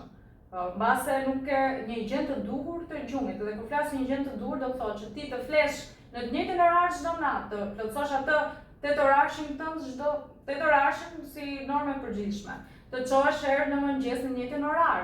Mund të ndodhë për shembull që ti je një konsumator i rregullt i kafes dhe vendos që të ditë të mos konsumosh kafe dhe kjo mund të jap dhimbje koke. Pra, sepse çosh në dhimbje koke ka një mori arsyesh që duhet eksploruar sjellja e individit sipas rastit. Zgjoj me debelizëm. Debelizëm. Portoj të çohem në shkallë fare. Portoj të çohem. E di si ideja është një nga gabimet kryesore që bëjmë neve sot, që jemi shumë të varur nga ai telefoni shkret. Dhe nëse ti je nis ditën, gjëja e parë, hap telefonin, shef 2-3 gjëra dhe ajo të furnizon akoma dhe më tepër me atë dembelizmin tënd. Nëse ti çohesh me energji direkt, bësh gati, shplan syt, fillohesh ha mëngjesin dhe pastaj kap atë telefonin, ka shumë mundësi që dita të shkojë më mbar. Dalim te një pjesë tjetër që më pëlqen shumë, po nga video që ti trajton. Dhe tu e di që do kem të gjithë vëmendjen e gjitha zonjushave. Make-upi, thojt, e nisim nga thojt, janë të dëmshme apo jo? Tu më kap edhe mua fajtore. Po prandaj pash. E kuptova. Janë të dëmshme apo jo? Duhet i bëjmë thojt apo jo? Duhet i bëjmë, kanë ndonjë përfitim për shëndetin, absolutisht që jo. A janë higjienike? Ekzistojnë shumë video në internet që thonë nuk janë higjienike.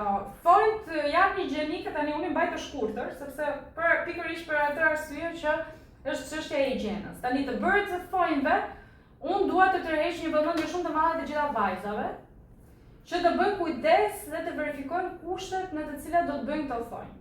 Sepse çfarë ndodh? Ndodh që nuk respektohen ABC-ja e higjienës së sigurisë, që do të thotë shikoj disa vajza që kanë në sallonet e tyre nuk bëjnë fare sterilizim të mjeteve, përdorin alkool. Tani alkooli është një gjë që realizon disinfektime, dhe disinfektime bën eliminimin e disa mikroorganizmave deri në një farë pike. Po ajo që do të bëjë të mundur eliminimin tërësor të këtyre mikroorganizmave të rrezikshme që më beso mund të kemi edhe transmetim të hepatitit, ajo që bën të mundur pra ndalimin e këtyre infeksioneve do të jetë sterilizimi përmes autoklavës. Shikoni mjetet, duhet të jenë të sterilizuara dhe mjetet një përdorishme të jenë vetëm për ju, pra ajo lima thojmë të jetë vetëm një hershë. Tani problemi është që jo të gjithë kanë autoklavë dhe jo të gjithë bëjnë sterilizim, largoni sa më pak nga këto sallone. Autoklava për ne që nuk e se zonjusha mund të të kuptojnë, po duhet edhe autoklava është një pajisje e cila përdoret edhe në mjekësi për të bërë pikërisht këtë proces të sterilizimit. Edhe në fakt ato mjete që sa dalin nga autoklava janë goxha të nxehta, se ka bërë atë ciklin e tij. Ajo që më shqetëson mua është që mirë disinfektim që nuk bëjmë, po ka edhe disa sallone që janë ashtu pa informuara që në vend të alkoolit përdorin gjatë kohës për desinfektim në thonjza acetoni, që acetoni nuk është fare desinfektues, është vetëm një ngjyrues, pra nuk ka absolutisht asnjë lloj mbrojtje.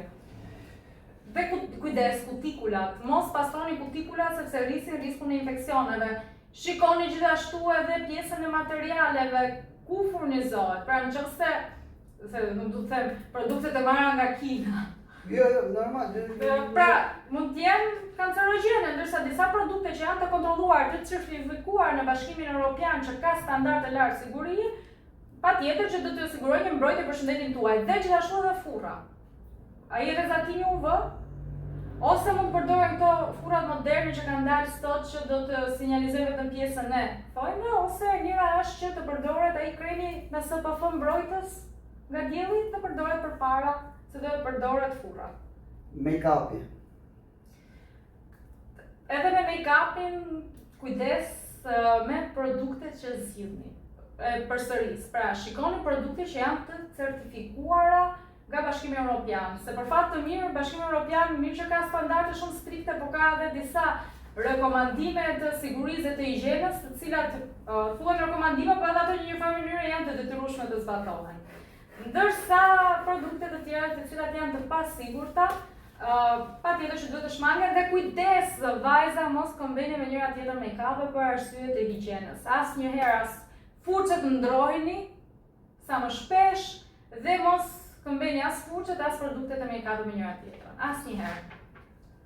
Edhe respektoni edhe ata fatin e skadencës, të gjitha produktet e kozmetikës, ose ke datë skadenca, ose ke një shënim, besoj ke vëmëre që është një si palme kavanozë dhe ka për shumë... Jo, se ka vëndëre fare, se nuk ishtë... Jo, po edhe të shampo. Mësoj, po të gjoj me shumë kureshtje. Për shumë të shampo, të sapuni është një si kavanozë, një figurë e vogël, ka një shënim 12 ose 6. Ajo tregon sa muaj mund të përdoret pas hapjes. Kuptova. Pjesa e sheqerit dhe kripës. Sheqeri e quajmë si armikun më të madh, po kripa është armik? Patjetër që po, kripa është faktori i riskut kryesor për hipertension. Pra, risku për smundje kardiovaskulare rritet ndjeshëm nga një dietë e cila ka një konsumim shumë të lartë të kripës, dhe kjo është arsyeja pse neve duhet të dhe përgjithsisht ne si shoqëri kemi konsum shumë të lartë të kripës. E mira është të reduktohet sa më tepër të jetë mundur për arsye. Pra ka të njëjtën është njëjti tmerr dhe njëjti dëmtim si sheqeri. Kripa është faktor risku. Patjetër nuk duhet eliminohet, kujdes. Krip, por duhet të jetë krip e jodizuar gjithmonë sepse ne marrim pikërisht atë nivelin e jodit që është i domosdoshëm për mirë funksionimin e tiroidës. Dhe tiroidja është ajo e cila do të rregullojë nivelin e të gjithë hormonave në trupin tonë. Dhe hormonet kanë funksion rregullator, pra rregullojnë të gjitha proceset në trupin tonë. Prandaj duhet patjetër që të marrim jod, të krip e jodizuar. Dhe në fakt në vendin tonë është ndaluar edhe tregtimi i kripës pa jod. Ndikon në shëndetin mendor kripa, si ndikon të ankthi kripa? Në fakt ndikon në mënyrë indirekte, sepse sikur se të thash, kripa ka përmbajtje të jodit dhe jodi është i domosdoshëm për funksionimin e dur të tiroidës. Në rast se neve nuk marrim jod të mjaftueshëm dhe tiroidja nuk funksionon ashtu si duhet, mund të krijojë drejt për drejt ndikime edhe tek gjendja emocionale edhe tek krijimi i ndjenjes së ankthit ose përkundrazi edhe të depresionit, që janë edhe shpeshherë simptomat të mos funksionimit si duhet të tiroidës. Si të përballet me ankthin? Çfarë lloj diete duhet mbaj për të përballur me anktin? Tani, pjesa e ankthit është një çështje shumë komplekse që duhet të kuptohet një herë se nga e ka bazën. Pra, nga të vjen ankthi. Patjetër që dieta ka një rol të rëndësishëm, dhe patjetër që një dietë e shëndetshme do të ishte ajo e cila do të mund të ndikonte pozitivisht në reduktimin e simptomave të ankthit. Ndërsa ushqimet të cilat përsëris armiku numër 1 janë të ushqimet të paketuara, të përpunuara me nivel të lartë të sheqerit të kripës, do të rrisin apo edhe aspartame që tash është ai ëmbëlsuesi artificial, do të siç bëjmë shtrembullim të metabolizmit, do të ndikojnë edhe në shëndetin tonë emocional. Prandaj aktivitet fizik, dieta e ekuilibruar, gjumi i rregullt. Çfarë duhet konsumoj? Çfarë ushqimesh duhet konsumoj? Sikur se thash, pra produkte sa më pranë natyrës, fruta, perime, sa më pak të përpunuara. Pra, në vend që të konsumojmë bukën, për shembull, mund të zëvendësojmë atë me një oriz, të gatuar si duhet, me pak vaj ulliri, që është edhe alternativa më e shëndetshme për arsye se është një yndyrë e pangopur. Pra, të gjejmë alternativa të shëndetshme. Kush janë disa nga ushqimet që ndikojnë në ankth? Mund të mi përmendesh? Përgjithsisht janë pra këto ushqime të përpunuara që kanë shpeshherë dhe aditiv. Unë do ftoja konsumatorët të lexojnë edhe etiketat e produkteve që blejnë për arsye se për fat të keq ne si konsumator përgjithsisht nuk është se jemi shumë të vëmendshëm për të lexuar etiketat. Qoftë për aspekte që lidhen drejt për drejt me sigurinë ushqimore, data skadencës, data prodhimit, ti lëmë janë këto për të përbërësve. Qoftë se shikoni një produkt ushqimor i cili ka një listë me përbërës që nuk i kuptoni fare se çfarë janë, pra duket më tepër sikur është një eksperiment kimik, do thoja që të qëndroni larg këtyre lloj produktesh. Si ndikon kjo sindroma zorës së ritueshme tek ankthi? Këto janë dy gjëra që janë shumë të lidhura ngushtë me njëra tjetrën. Është ai boshti tru-zor që thuhet, që do thotë një person i cili vuan nga sindroma zorës së ritueshme mundet të zhvilloj simptoma të ankthit më pas, ose përkundrazi është ankthi ai i cili mund të zhvilloj më pas edhe simptomat e sindromës së zorrës së irritueshme. Pra krijohet një rrjet vicioz mes tyre dhe shpesh herë trajtimi për sindromën e zorrës së irritueshme përveç ndryshimeve dietike, përveç mbase sipas rekomandimit të mjeku mund të merret ndonjë medikament për reduktimin e spazmave ose ndonjë probiotik, mund të këshillohet edhe terapia psikolog që do të mund të mësojë pikërisht pra teknikat e qetësimit dhe të menaxhimit të duhur të ankthit. Si ndikojnë ushqimet ke shëndeti mendor? Si mund të kem një kujtesë? Kur flas shëndeti mendor nuk po flas për çrregullimet. Si të kem një kujtesë shumë të mirë, kam provim dhe çfarë duhet konsumoj, duhet të mbaj mend gjërat, se harroj shpejt, të kem sy të fortë, të kem inteligjencë të lartë. Si ndikojnë ushqimet dhe ke shëndeti mendor dhe ke elemente të tjera të trupit. Po patjetër, ka mikronutrient, po edhe makronutrient që janë të domosdoshëm me funksione të këtij lloji. Për shembull, për qëndrimin, për mirë funksionimin e trurit, për kujtesën, do sugjeroj omega 3, që është edhe një yndyrë shumë e shëndetshme, e cila është provuar shkencërisht që do të mund të ndikojë drejt për drejt në rritjen e kujtesës, aftësive kognitive, pra të menduarit, të funksionimit të trurit. Për ushqime të shëndetshëm, patjetër që produktet ushqimore që kanë përmbajtje të lartë të vitaminës A. Omega 3, gjej ke peshku, ke salmoni, ose me suplemente. Ose me suplemente, pra mund ta marr me suplemente. Po, janë ato suplemente. Nuk ka asnjë risk, asnjë dëm nëse marr me suplemente? Jo, nuk ka asnjë problemi, thjesht ideja është që ki parasysh që është një kapsulë yndyrore dhe duhet të bësh kujdes pasaj me sasitë e yndyrnave që të konsumon. Pra ta llogarisësh atë të sasitë e yndyrnave që konsumon në dietën tënde. Tek problemi i syve që të ndërprerë? Po, shiko produkte të cilat kanë përmbajtje të lartë të vitaminës A që është dhe baza e mirë funksionimit të syve. Për shembull, karrota dihet që është e domosdoshme për pjesën e shëndetit të syve dhe shikimit. Tek videot e tua në YouTube ke trajtuar edhe 3 pyetjet e fundit profesionale kam dhe do të kthehem edhe tek një pjesë tjetër. Edhe njëherë kërkoj shumë ndjes nëse u zgjatën, po janë shumë pyetje dhe dua t'i prek të gjitha. Si më thon, dua të shtrym për të gjithë ata që na ndjekin, se janë shumë video që do kenë shumë kurrështje. Kem trajtuar një temë që unë kam prekur me shumë psikolog, në rastin e çrregullimit të autizmit. Është mit, është akuzë për një pjesë të popullsisë botërore, është mit dhe profesionistëve, pra kur thash për një pjesë të njerëzve, profesionistë, njerëz thjeshtë të tjerë, kjo është mit dhe nga ana tjetër për një pjesë të atyre të njerëzve, pra profesionistë të tjerë, kundër të cilat ka dhe një dokumentar, është bërë dhe dokumentar, është zbuluar dhe një rast. A ndikon vaksina në autizëm apo jo? Ti e ke trajtuar në videot e tua, edhe njerë, të gjitha videot e Engjit mund t'i ndiqni në kanalin në YouTube. Shkroni në Google Engji dhe Engji Hasani dhe do t'ju pëlqej. Ju garantoj. Ndikon? Është mit dhe gjithçka ka lindur nga një studim i cili është realizuar disa vite më parë. Pra për ty është mit. Është mit dhe ta sqarojmë arsyeën sepse. Është një studim i vetëm që është bërë në një kohort, tani ne në epidemiologji, kur bëjmë studime, kemi 2 rregulla kryesore. Kohorti duhet të ketë një numër të konsiderueshëm pjesëmarrësish dhe asnjëherë ti nuk mund të nxjerrësh një rezultat për një lidhje shkak-pasojë, pra ekspozim sëmundje pa pasur 2 grupe që krahasohen midis tyre. Që do thotë, grupin e ekspozuar me grupin e pa ekspozuar duhet të krahasohen lidhur me sëmundshmërinë. Tani, ai studimi fillestar që është bërë atëherë, është një studim i cili kishte një numër shumë të reduktuar të fëmijëve që ishin me autizëm dhe nuk u krahasua kurrë me një grup fëmijësh pa autizëm.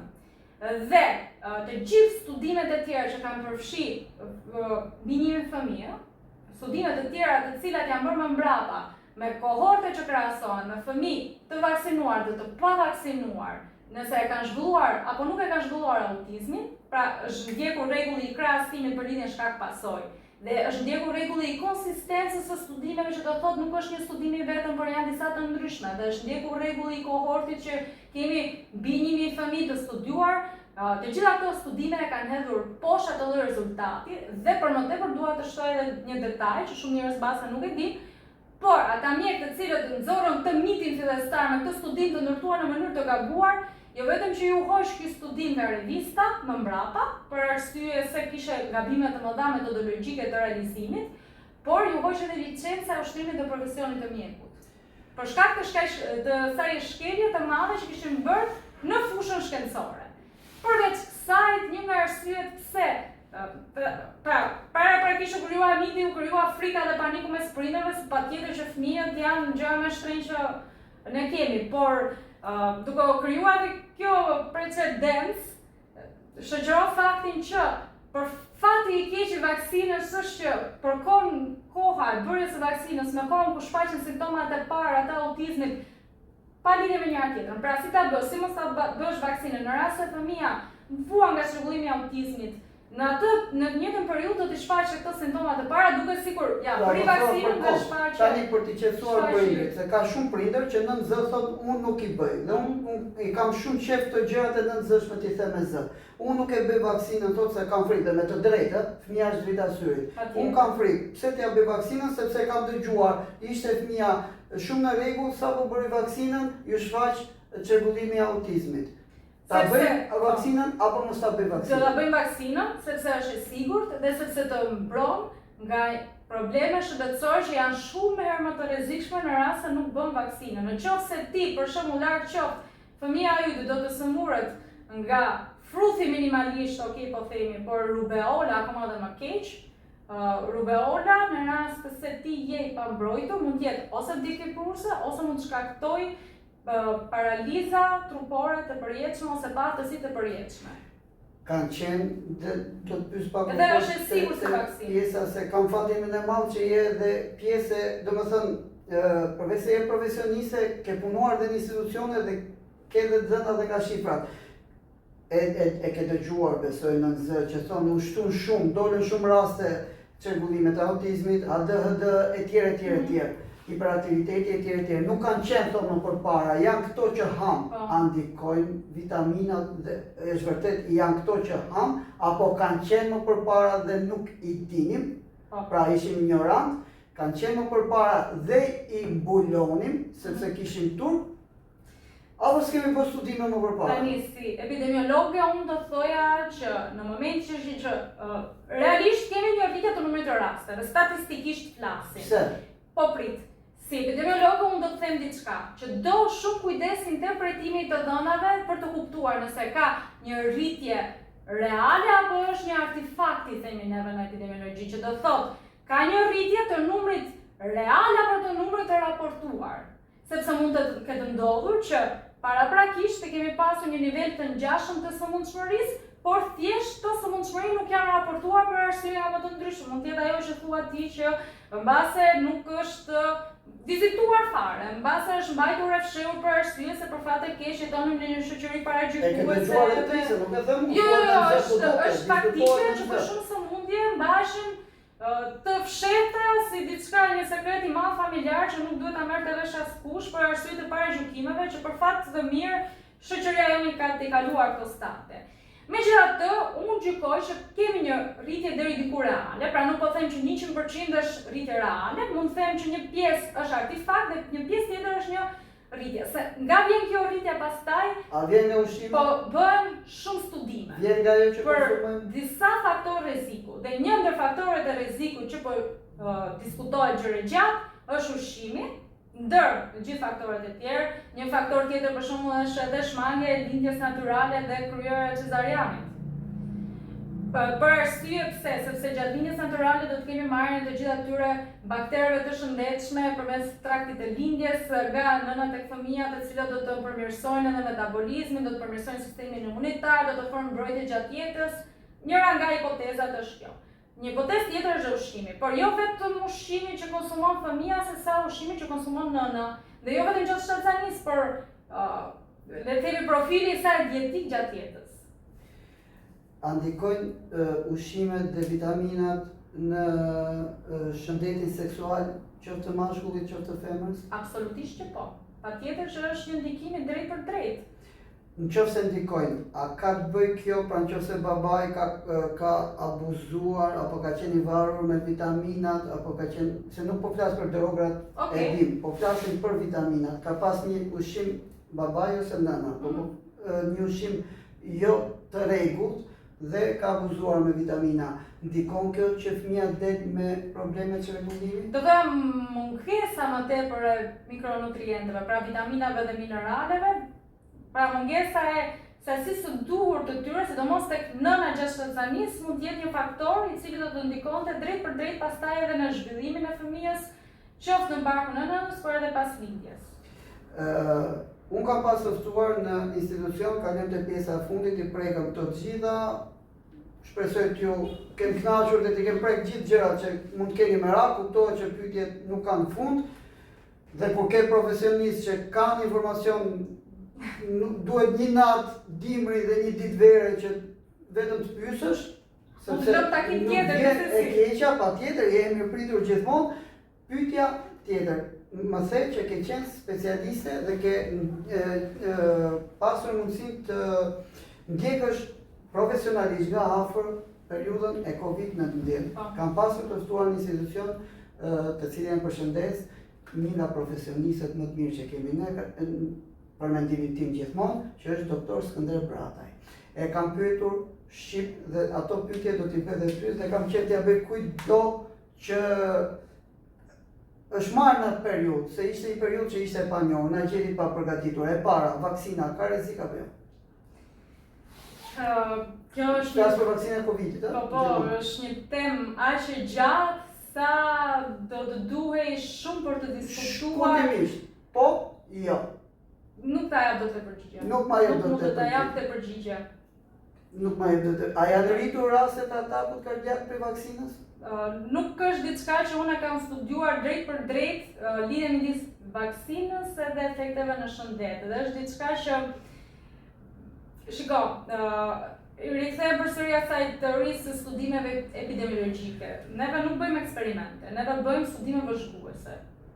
Që do thotë, për të parë lidhjen shkak pasojë, dhe arsyeja pse unë nuk jap dot përgjigje sot, është sepse neve veprojmë në një formë. Pra, filloi një studim sot në një grup të ekspozuar dhe një grup të pa ekspozuar personash, dhe do t'i ndjekim për të parë se sa raste të ekspozuarve dhe sa raste të të pa ekspozuarve do të zhvillojnë sëmundjen dhe sa nuk do ta zhvillojnë sëmundjen. Dhe më pas do të bëhen disa analiza statistikore për të bërë krahasime për të parë pra riskun. Është i shtuar apo nuk është i shtuar të vaksinuar të pa vaksinuar. Mirë po, që të realizohet një studim i tillë vëzhgues nuk është diçka që bëhet sot për nesër. Është diçka i cili realizohet për vite të tëra. Pra mund të duhet edhe një 5 vjeçar, një 10 vjeçar për të parë, sepse praktikisht i do të presësh, është shëmtuar ta thuash, po do presësh që këto persona të sëmurën, që të bësh një analizë statistikore për të krahasuar. Unë e bëra vaksinën, pse duhet ta bëja vaksinën? Që të pres 5 vjet dhe pastaj të marr përgjigjen që a duhet bërë apo jo? Okej. A ekzistoi Covidi apo është mit? Covidi patjetër që ekzistoi dhe Covidi është një sëmundje që ka ekzistuar mes nesh gjithmonë. Jo në formën e tij të Covid-19, por bëhet fjalë për SARS. A ishte aq i rrezikshëm sa u bë apo ishte gjithashtu një eksperiment botror? Shiko, SARS është një sëmundje, vetë termi SARS po ta përkthesh fjalë për fjalë është sindroma respiratore severe. Pra, është një sëmundje e rënduar e aparatit të frymëmarrjes. A ishte aq i madh sa u bë apo ishte eksperiment botror? Kur thua eksperiment botror, u përdor për të bërë eksperimente sociologjike apo eksperimente sociale, pra u mbyllën njerëzit pati vende ku dhe kene. U mbyllën njerëzit në shtëpia, u bën një alarm i madh, dolën tanqet në rrugë, doli policia, po prisin vite i armiku, po s'po e dinin ku ishte armiku. Pra, ndodhen në disa vende botës të, nuk është jo ndodhen në disa, po praktikisht ishte një rregullore që u menduar nga ekspertët e OPSH-s që të zbatojnë në të gjithë vendet e botës.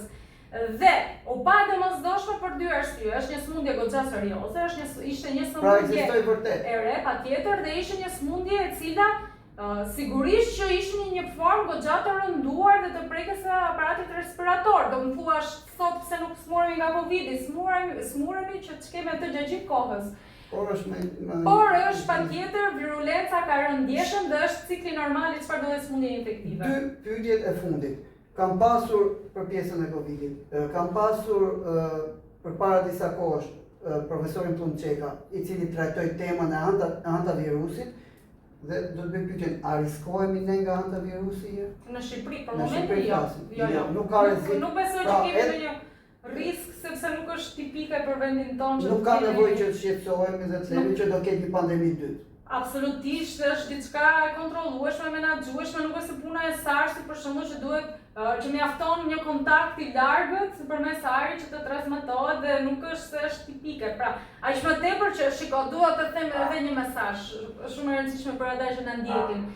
Se shpeshherë është bërë rutinë tashmë që përhapen ca raste sëmundjesh, ne i themi në epidemiologji shpërthim epidemik, edhe direkt përhapet paniku, apo do kemi epidemi, do kemi pandemi. Gjatë gjithë kohës është normali që të kemi shpërthime epidemike të mëparshme, por autoritetet bëjnë gjatë gjithë kohës survejimin dhe prandaj survejanca epidemiologjike që bëhet në mënyrë të vazhduar dhe pa të mperë në kohë dhe merren masa të izolimit, menaxhimit, kontrollit fillimisht dhe parandalimit dhe nuk ka asgjë për të shqetësuar për sa kohë që autoritetet ndërhyjnë në kohë. Pyetja e fundit. A fshehëm ndonjë shifër, i patëm vërtet aq të ulta shifrat? Se po prisnim, dëgjonim ditën e parë 30, 20, 35, 37 dhe po prisnim dhe dëgjonim tek Italia 200, 300, 500 e me radhë. Tani, ne i fshehëm apo i patëm vërtet aq dhe nëse i patëm vërtet aq, i patëm se patëm një sistem të mirë, e ke dëgjuar, gjithë ato që thëmën janë të dëgjuara. E patëm se patëm një sistem të mirë që erdhi nga sistemi i diktaturës që na vaksinuan me detyrim dhe Italia nuk vaksinohet fëmija me detyrim se duhet pyetet prindri, ka shumë ligje, demokracia, diktatura ka tjetër gjë. Tani ne shpëtuam fal kësaj, apo ne na pa Zoti, patëm më pak, apo ne i fshehem rastet? Ajo që unë dua të theksoj, për te Covidit e para dua të them diçka që përgjithsisht vendi ynë ka një historik të një menaxhimi shumë të mirë të sëmundjeve infektive. Dhe kjo është e vërtetë dhe madje kam kështu patjetër dua ta përmend profesor Eduard Kakarishin që është një nga profesorët më të mrekullueshëm që kemi në vendin tonë për sa i përket pjesës shëndetit publik me fokus në sëmundjet infektive. Është vërtet një profesionist i cili e ka mirë menaxhuar dhe ka krijuar paraprakisht një sistem shumë të mirë të menaxhimit në Institutin e Shëndetit Publik. Për sa i përket rasteve në fjalë, unë do thoja këtë që për fat të dhe kam lexuar për kurreshtje me detaje dhe rastin e Italisë, se ishte një situatë ku kishim shifra stratosferike të rasteve të vdekshmërisë nga Covidi. Problemi i raportimit të rasteve në Itali ishte sepse çfarëdo lloj shkaku që pacienti kishte për të cilën ndronte jetë, pra ai mund kishte edhe një kancer terminal, mund kishte një atak në zemër, por kishte bashkëshoqërimi me Covid, raportoi së rast Covid në mënyrë automatike dhe kjo çoi për fat të keq edhe një fryrje shumë të madhe të shifrave. Gjithashtu Italia ka dhe një popullat më në moshë dhe kjo patjetër që do të ndikojë. Prandaj them që shpeshherë kur bëjnë këto krahasimet nuk bëhen asnjëherë me vlera bruta se sa bëhen me vlerat e standardizuara dhe përshtatje sipas grup moshës së popullatës për të bërë krahasime pastaj reale të nivelit të vdekshmërisë. Dakor. Kemi një serial, sot ishim për varësit, kemi një serial tjetër që është për antaviruset dhe për të gjitha viruset, ku je ftuar me shumë kënaqësi edhe profesori që përmendë që përshëndesin dhe çdo emër që përmendëm me përshëndesin janë ftuar gjithë profesionistët, sepse mendojmë që duhet të thuhen dhe një shoqëri bëhet gjithmonë më e mirë kur pyet. Do t'i them asaj, nuk ka pyetje të gabuara, ka përgjigje të gabuara dhe nuk ka nevojë të bëhen pyetjet në Z, apo të lexohen komente, apo të diskutohen komente. Mund të rriten profesionistët të pyeten dhe të bombardohen me pyetje dhe t'i thuaj gjithë dyshimet e tua. Dhe pastaj i mençuri dëgjon dhe krahason dhe bën referencat e veta. Flasim pak për zemrën tënde, jo për që nuk bëjmë skupe, këtu nuk flasim për skupe, mos u tremni, në zemrën tënde ndodhi çamëria. Çfarë është çamëria për ty dhe a na ka historia borxha apo jo?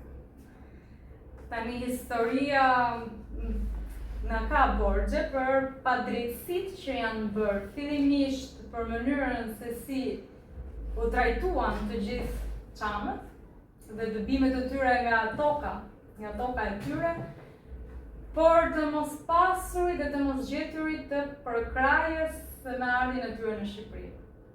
Dhe sulmi që u bë më pas edhe nga diktatura. Çamëria sigurisht që për mua është shumë e rëndësishme, sepse janë rrënjët e mia, është origjina ime dhe pavarësisht se unë nuk kam lindur atje, më thënë shpesh e Çamërisë. Unë i kam të dy prindërit në fakt, nga ana e mamit i kam nga Filati, nga ana e babait i kam nga Gumenica. Dhe do të thënë është diçka që më emocionon shumë. Më emocionon shumë sa herë që përmendet, është diçka që unë nuk rri dot pa reaguar, pa folur, pa ngritur zërin, sepse përveç janë gjenet e mia dhe shpesh më thonë ke kokë çame dhe mua më pëlqen shumë, është komplimenti më i bukur që mund të më bëj dikush, se realisht unë jam një çame tipike, jam kokë fort, jam shumë punëtore, i vjen një qëllim dhe punoj fort për të arritur atë gjë. Dhe përveç kësaj, gjëja që mua më vret më shumë në jetë janë padrejtësitë. A nga ka borxh historia? Sa të duash. A është turp dhe kam qef t'i them do gjithmonë dhe në reagimet e mia them, a është turp që ne patriotizmin e quajmë si diçka jashtë mode? Pra thush sot që dua Shqipëri natyrale, se mua me thënë drejtën nuk pëlqen ajo shpreha Shqipëri etnike, mua më pëlqen shpreha Shqipëri natyrale. Pra ashtu siç natyra, Zoti kur ndau tokat atë na la. Ajo ishte Shqipëria natyrale dhe historia duhet thënë.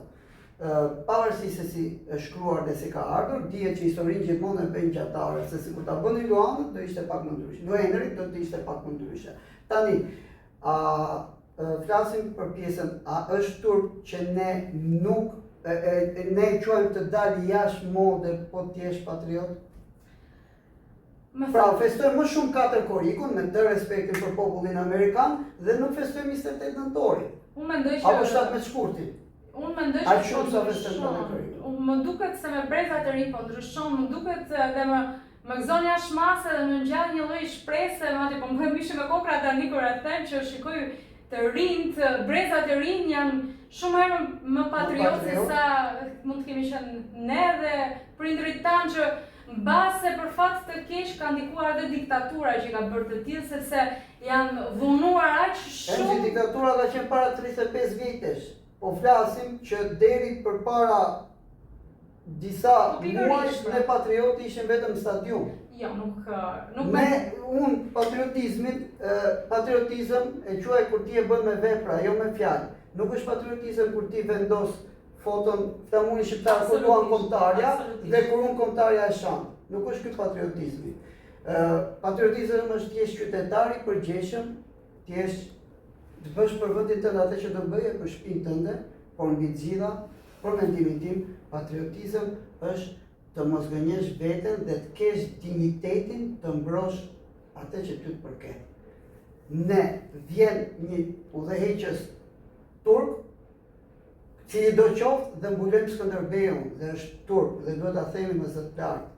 Ne reagon një shtetare apo përfaqësuese e shtetit serb, ne nuk reagojmë, sepse po të reagojmë kemi frikë se quhemi të dalë jashtë mode. Ne kemi një marrëdhënie me shtetin fshi që nuk e ka heq ligjin e luftës. Dhe ne kemi frikë ta themi me zë të lartë. Ne kemi të shkosh në jug, janë emrat grek dhe pse mund të marrë një pension nga shteti grek, thot jam grek. Kjo pastaj është në nivel shtetëror dhe të udhëheqësve të cilët... Po, për te nuk na kanë fajin vetëm udhëheqësit, fajin nis ke ne. Pra nis te çdo qytetar, nis që tek ajo që si ti edukon fëmin që në momentin që e sjell një jetë, që gjëja e parë që fëmia duhet të dojë është vendin e tij. Patjetër. Dhe ti dhe të ketë dignitet, ti thot gjërat, edhe nëse janë jashtë mode. Nuk është jashtë mode të thuash që Shqipëria është sërtuar, nuk është jashtë mode të thuash që... Madje duhet të ngrihet zëri, duhet të thuash sa më tepër të jetë. Nuk është jashtë mode të thuash që Çamërisë janë bërë masakra dhe padrejtësi, nuk është jashtë mode të thuash që vendi im nxori një udhëheqës i cili e mbrojti Europën dhe bëri Europën Europë kur nuk ishte Europë, dhe ky është Gjergj Kastrioti Skënderbeu, dhe nuk është një njeri që luftoi me shpatë, por është një njeri që kishte edhe dijen, sepse kishte një ambasador djali i tezës që ishte Pal Engjeli, pra gjitha këto ka ardhur koha që duhet t'i themi dhe t'i themi me krenari. Prandaj pyeta, çfarë është çamëria për ty? Sepse e kam dëgjuar dhe me çamët, e kam dëgjuar dhe me kosovarët, pra që shpesh unë ndaj më pëlqen ajo shpreha e drejtorëve Angullit, shqiptarët e këndejnë Drinit dhe përtej Drinit. Nuk ka shqiptar i Shqipërisë dhe shqiptar i Kosovës apo kom shqiptar dhe kom kosovar. Absolutisht. Janë vëllezër dhe motra. Dhe ke vllai nuk kam nevojë të marr leje të shkoj, është gjysma ime më e mirë, dhe ke motra nuk kam leje të marr dhe të shkoj. Dhe ne duhet të edukojmë gjithë brezat që historia duhet thënë. Prandaj të pyeta çfarë është çamëria për ty dhe çfarë mesazhi ke për gjithë të rinjt në lidhje me patriotizmin. Të duam vendin e tyre, por që të duam vendin e tyre do thotë që të ngrenë zërin për vendin e tyre dhe të mos heshin përballë për patricive që duan. Pra të mos lejojnë, vendi jonë është nëna jonë. Dhe ne nuk duhet asnjëherë të lejojmë në asnjë lloj forme që nëna jonë të shkatrohet apo të bëhet çfarë lloj gjëje. Pra ne duhet ta mbrojmë atë. Ne duhet të jemi më përgjegjshëm, më sensibël, duhet të reagojmë për çfarë. Duhet të jemi të rritur në marrjen e vendimeve. A ndikon shkolla? E para është familja në çdo gjë. Edukata familjare. Më pas patjetër që edhe shkolla është krau i djathtë në edukimin dhe formimin, po patjetër nëse nuk është baza në familje. Apo bëjnë sa duhet sot arsimtarët? Në gjykimin tim personal, në fakt arsimtarët po përpiqen shumë, por po i mbyt burokracia. Në kuptimin asaj që janë ngarkuar me procedura, me letra, me gjëra administrative, duke hequr fokusin nga misioni kryesor që është pjesa e edukimit. Siç po ndodh edhe me mjekun e lagjes. E ke vënë re se sa shumë procedura, dokumenta, domethënë merren gjatë gjithë kohës me procedura formale dhe thelbi është punojnë më shumë për letra dhe më pak burokracia se sa pjesa e kujdesit që duhet të ofrojnë për pacientin. E njëjta gjë po ndodh me mësuesit, pra janë mbi ngarkuar kaq shumë procedura, tabela, letra, gjëra administrative, sa po humbet fokusi kryesor dhe qëllimi kryesor, se nuk është thjesht çështja të shpjeguar në orën e mësimit, se sa është të formimit të atyre që do të jenë adultët e së ardhmes, që do marrin në dorë vendin e tyre. Pyetja fundit profesionale, çfarë është epidemiologjia dhe çfarë është një epidemiologe? Epidemiologjia, se shumë njerëz kur thuhet epidemiologji në momentin e parë duket sikur është diçka që merret me studimin e epidemive, është studimi çfarë do lloj sëmundje, infektive, jo infektive, dëmtimi etj që prek shëndetin e popullatës për të kuptuar sa e përhapur është, cilët janë ato individ që janë më të prekur, cilët janë shkaqet të cilat të çojnë në shfaqjen e këtyre problemeve shëndetësore dhe gjitha kjo bëhet pikërisht për të hapur rrugë, për të implementuar, për të menduar ato politika të duhura shëndetësore të cilat do të bëjnë të mundur pikërisht të përmirësimin e mirëqenies së shëndetit të popullatës. Me pak fjalë, mendo një sëmundje kardiovaskulare. Mjeku sot sugjeron krye aktivitet fizik, ha shëndetshëm, pra sepse e din që këto janë shkaqet kryesore, janë dieta, mungesa e aktivitetit fizik, që çojnë në shfaqjen e këtyre sëmundjeve të zemrës. Por pa realizimin e studimit epidemiologjik të Framingham, asnjëra nga këto shkaqe nuk njihet dhe mjekët nuk dinë se çfarë të sugjeroni pacientëve të tyre. Njohëm sot Engji Asani, mësuese, profesioniste e shëndetit publik, patriote, dhe mbi gjitha një zonjush e cila ka sharm, klas dhe ka një bokë të madhe dhe një shpirt artistik. Për të gjitha ato që Engji është, unë mundova të zbërthej të gjitha gjërat. Për gjitha ato që Engji është, çfarë mesazhi ka Engji për prindrit, për fëmijët, për nxënësit? Mesazhi është që të kujdesen për shëndetin e tyre. Në përfundim të çdo video në kanalin tim të YouTube-it, unë ju uroj të gjithëve shëndet. Shëndeti është baza, është pasuria më e madhe që ka secili prej nesh. Nëse ti nuk ke shëndet, nuk ke asgjë tjetër në jetë. Prandaj është domosdoshme që edhe ne të kujdesemi për të. Më sa në ke parë, më sa në ke ndjekur, më sa pe një mendim për Time Center. Impakti i parë njërë sa erdha ishte pjesa, si çdo njëri tjetër, gjëja si përfaqësore e parë është pjesa e infrastrukturës që më pëlqej ashma, se nuk ke çfarë thua, është shumë e dukshme që kushtet infrastrukturore janë avangard. Pra, dhe kjo pjesë nuk ka fare vend për diskutim. Ajo që më bëri përshtypje në fakt është ngrohtësia me të cilën u prita dhe aspekti i marrëdhënies sociale. Domethënë, dua të them këtë që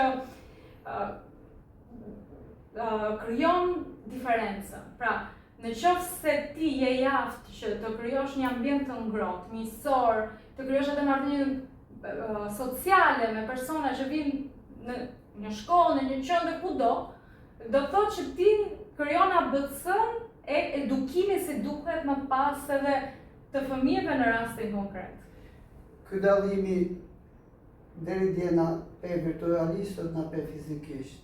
Si dukemi nga se pak popullore është preja, po si dukemi nga televizori.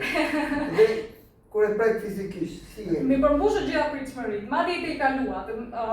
Mund të duket sikur po ju bëj shefin, po unë do thoja këtë që ka bërë shefi, mundësisht nëse keni kritikë ose vërejtje. Jo, unë do thoja këtë, që njerëzit le të vinë një herë të bëjnë një vizitë këtu dhe do e kuptojnë për çfarë kam fjalën. Faleminderit shumë, a u kënaqë sot? Patjetër, kënaqësi dhe sa herë të doni. Time Center është shtëpia e njerëzve të mirë, është shtëpia e profesionistëve, është shtëpia e kujtdo. Mbi gjitha, ne besojmë që institucionet arsimore duhet të krijohen me një objektiv. Arsimi është virtytshmëri dhe është trashëgimi. Është baza. Është përgjegjësi për qytetarin e nesër. Gjithçka duhet ta bëjmë për qytetarin e nesër. Falenderoj shumë që ishe në intervistë sot me ne. Ishte kënaqësi. Jemi pritur gjithmonë. Ju falenderoj shumë që na ndoqët. Ka qenë një intervistat më të bukura, më gjithëpërfshirëse, me shumë informacione. Vërtet ishim brenda serialit Varësit, por i prekëm të gjitha fushat dhe shpresoj të keni marrë gjithë informacionin dhe mos harroni më kryesorja, dëgjoni, lexoni dhe turp është të kesh turp për ato gjëra që nuk duhet kesh turp. Nuk duhet kemi turp të pyesim dhe të themi me zë ato gjëra që na bëjnë mirë ne, por në radhë parë e kemi detyrim për ata që do vinë nesër, fëmijët tanë. Faleminderit që na ndoqët, të mësosh kur në kohë vonë, mirë takofshim në të tjera aktivitete.